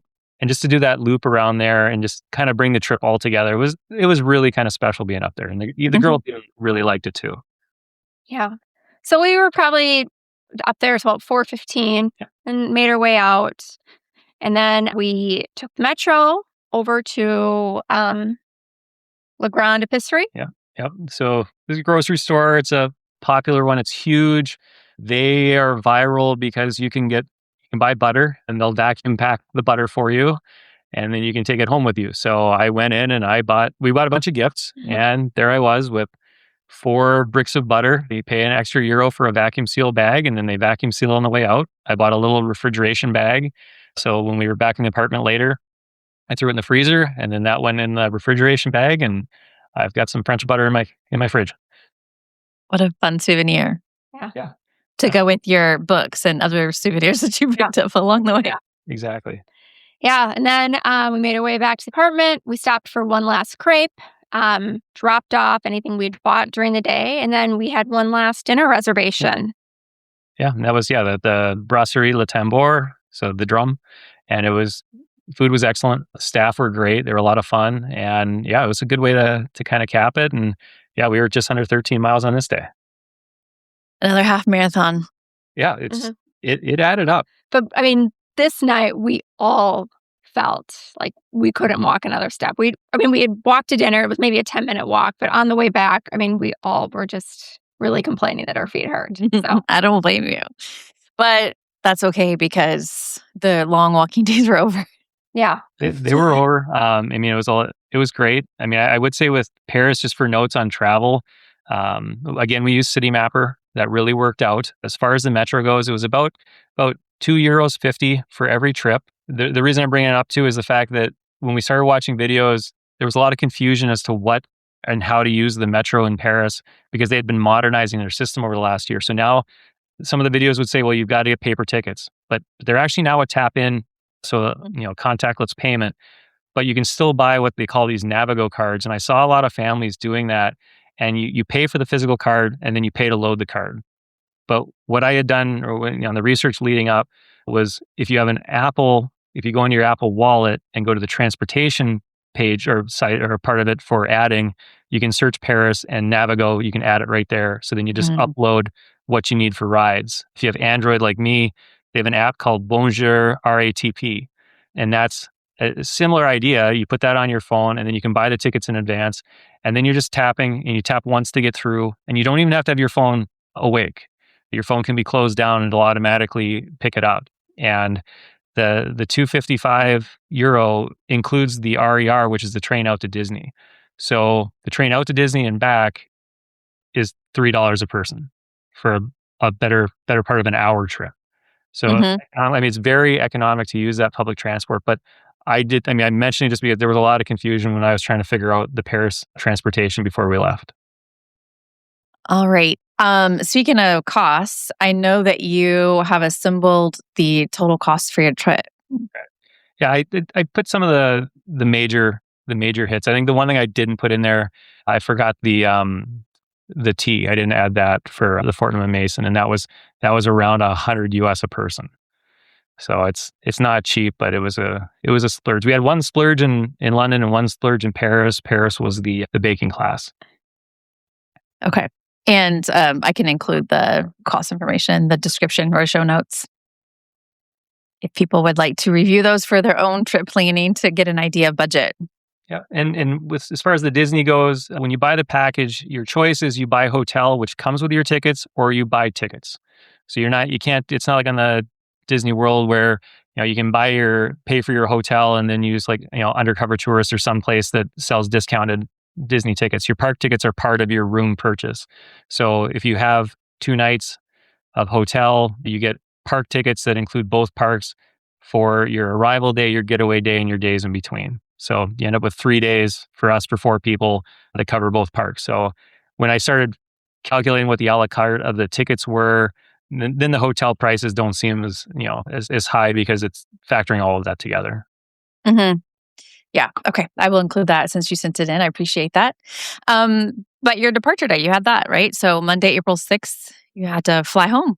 Yeah, we had pre-booked a transportation to the airport. So that was nice. We knew we didn't want to have to take the metro to the airport because we were leaving so early. So at 6 a.m., the driver was there and we went straight to the airport. We were a little nervous. We had been hearing a lot of horror stories about the airport and how hard it is to get through security. So I think we were there very, very early, but glad we had the extra time. And it really paid off because, I mean, I think we had our flights were around, was it 10 a.m., 10:20? And we had a 6 a.m. pickup. One of the things we wanted to avoid, Uber or their versions of Uber, because we didn't want cars showing up that couldn't accommodate all the luggage. Because we had that in different cities before where they pull up and be like, yeah, we can't take all that. I'm like, well, you said you're an XL. Like, well, so we just, this took the guesswork out of it. It was €100 for the car. And we appreciated that. We got to the airport way earlier than we thought we would. Well, we got there earlier than we had planned on being there, but it worked out because we went to check in on the online system, and in the online, like the little check-in computers, but it was showing us in scattered seats for the long flight, not all together like I have on my phone. So we had to wait for the physical ticket counter to open. But this kind of put us in a situation where we were in the front of the line for everything from this point on. The airport started to get busier, but we were kind of on the front end where we got in there. She checked us in, confirmed that yes, what I had was correct. We had added a fifth bag. We had a fold-up duffel that we brought just in case we had too many souvenirs and needed extra space. So we used the fold-up duffel for some of our packing cubes full of clothes, and then put souvenirs in the suitcases. She didn't even charge us for the bag. But then we started going through all these queues that they have at the airport. Like first you have to find your gate and you have to use your boarding pass to go through an electronic entry port where there's a queue. But we're only ever had a couple people ahead of us. And then you'd go to the next stage where you again use your boarding pass to verify you're going to the right spot. And there's a queue, and we would be at the front of it. And then you'd go through passport control, and there would be a queue, but we were on the front of it. And every time we were in that queue, dozens and dozens to 100 would start lining up behind us. And that kind of was the theme of that day. We were there really early, but we really appreciated it. I can't imagine being towards the back of those queues. Yeah. Because you would have had waits at every point as well. So yeah, and it's not like the Eurostar where they start pulling people out of line if you've got the 9:30 train to Paris. They it's the airport. They've got hundreds of flights, so they don't really care. We never had to feel that stress of clock tick and see the line not moving. So we kept just being ahead of those crowds. And the same thing happened in Dublin. We kind of got there because we arrived in Dublin as about 11 a.m., just after 11 a.m. And again, you have to go through a passport control and you're swiping your boarding pass everywhere. And then in Dublin, you actually go through U.S. customs. So that was another line with another boarding pass verification, with another passport verification, and another security line. So you're running the bags through the machines again and checking all the stuff. And eventually you end up in this secured area where it's just the US bound flight. So you're in a smaller terminal with less options. But the nice thing was we were always kind of on the front end. So that part worked out. Yeah, that makes me want to be early if I ever am flying out of there, because that sounds like a lot. Yeah. It really was. But I mean, and we were exhausted because that was just early to get up. But, it wasn't until you're through it all that you're like, yeah, I'm really glad that we just sucked it up and left early. Yeah, but you finally got to take off and you time traveled. Yeah. Back and to we home. Arrived back home at 5 p.m. Yeah. Yeah, it was only about a 6-mile journey on this trip. I don't know how we got all the steps in the airports, but I know like Dublin, it's a strange airport where you just feel like you're walking down a hallway forever, and then it turns and it turns and it turns, and you've been just walking forever. And you never really see where you're going. You just keep following the crowd. All right. So this trip overall sounds like it was planned well in a way that worked out in real life. But is there anything that you would have done differently in hindsight? Honestly, not really. I think one of the best things we did was not over-engineering it, making sure we had something timed early in the morning, and then kind of having loose plans, and then having the end of the trip having what I'll call like the makeup day, like the data that's not fully planned, that you can put things in that you missed or do things again that you wanted to see again. That part really worked out. I mean, some of those Disney days at Disney World or in California where you want to do all these things, so you have a breakfast booked and a late lunch booked and a dinner booked, and you're kind of you fall in that trap where you run from one thing to another, and don't really get to enjoy the stuff in between. So that part really worked. I don't know if there was something that we came out of it going, I wish we hadn't done that. Yeah, I mean, it really went well. I mean, we kept waiting for that thing to happen because we're like, wow, this is like everything's been on time, and we really haven't had to wait. And these things are going, and it's like at some point in time, like we didn't want to celebrate it too early because at some point in time, something the other foot's going to drop, and we're gonna run into a problem. Like the bags aren't going to show up or something. But everything. And if it had, you would have pivoted, but you didn't have to. Yeah. So that's nice. I feel like it's good advice in general, especially with a trip this long, is to have some loose structure and then a little bit of time at the end to, be flex. But it worked out well for you guys. So I appreciate you taking the time to share all the details. It makes me want to go and follow your itinerary almost exactly. It really worked out. I mean, and it's fun to share it. I mean, we've listened to the podcast for a long time, and take little snippets from other people's journeys, and it's fun to hear. We appreciate being able to share it. It was really, really an incredible experience, and like with anything, I mean, the time you put into it really pays off once you're there. Exactly. All right. Well, thank you for taking the time today, and I'm glad it all went well. Thank you. I hope you enjoyed that trip report. I loved talking to them, but we did keep talking for a little bit on Patreon in the after chat, including about Cameron's he had a milestone birthday and he celebrated at Disney World. I also wanted to talk to him about Disneyland because he was using that as a comparison during the trip report. This is better than this, or this is worse than this. And so I wanted to know, what is your backstory with going to Disneyland? And we did that on Patreon. It is up right now in both audio and video format.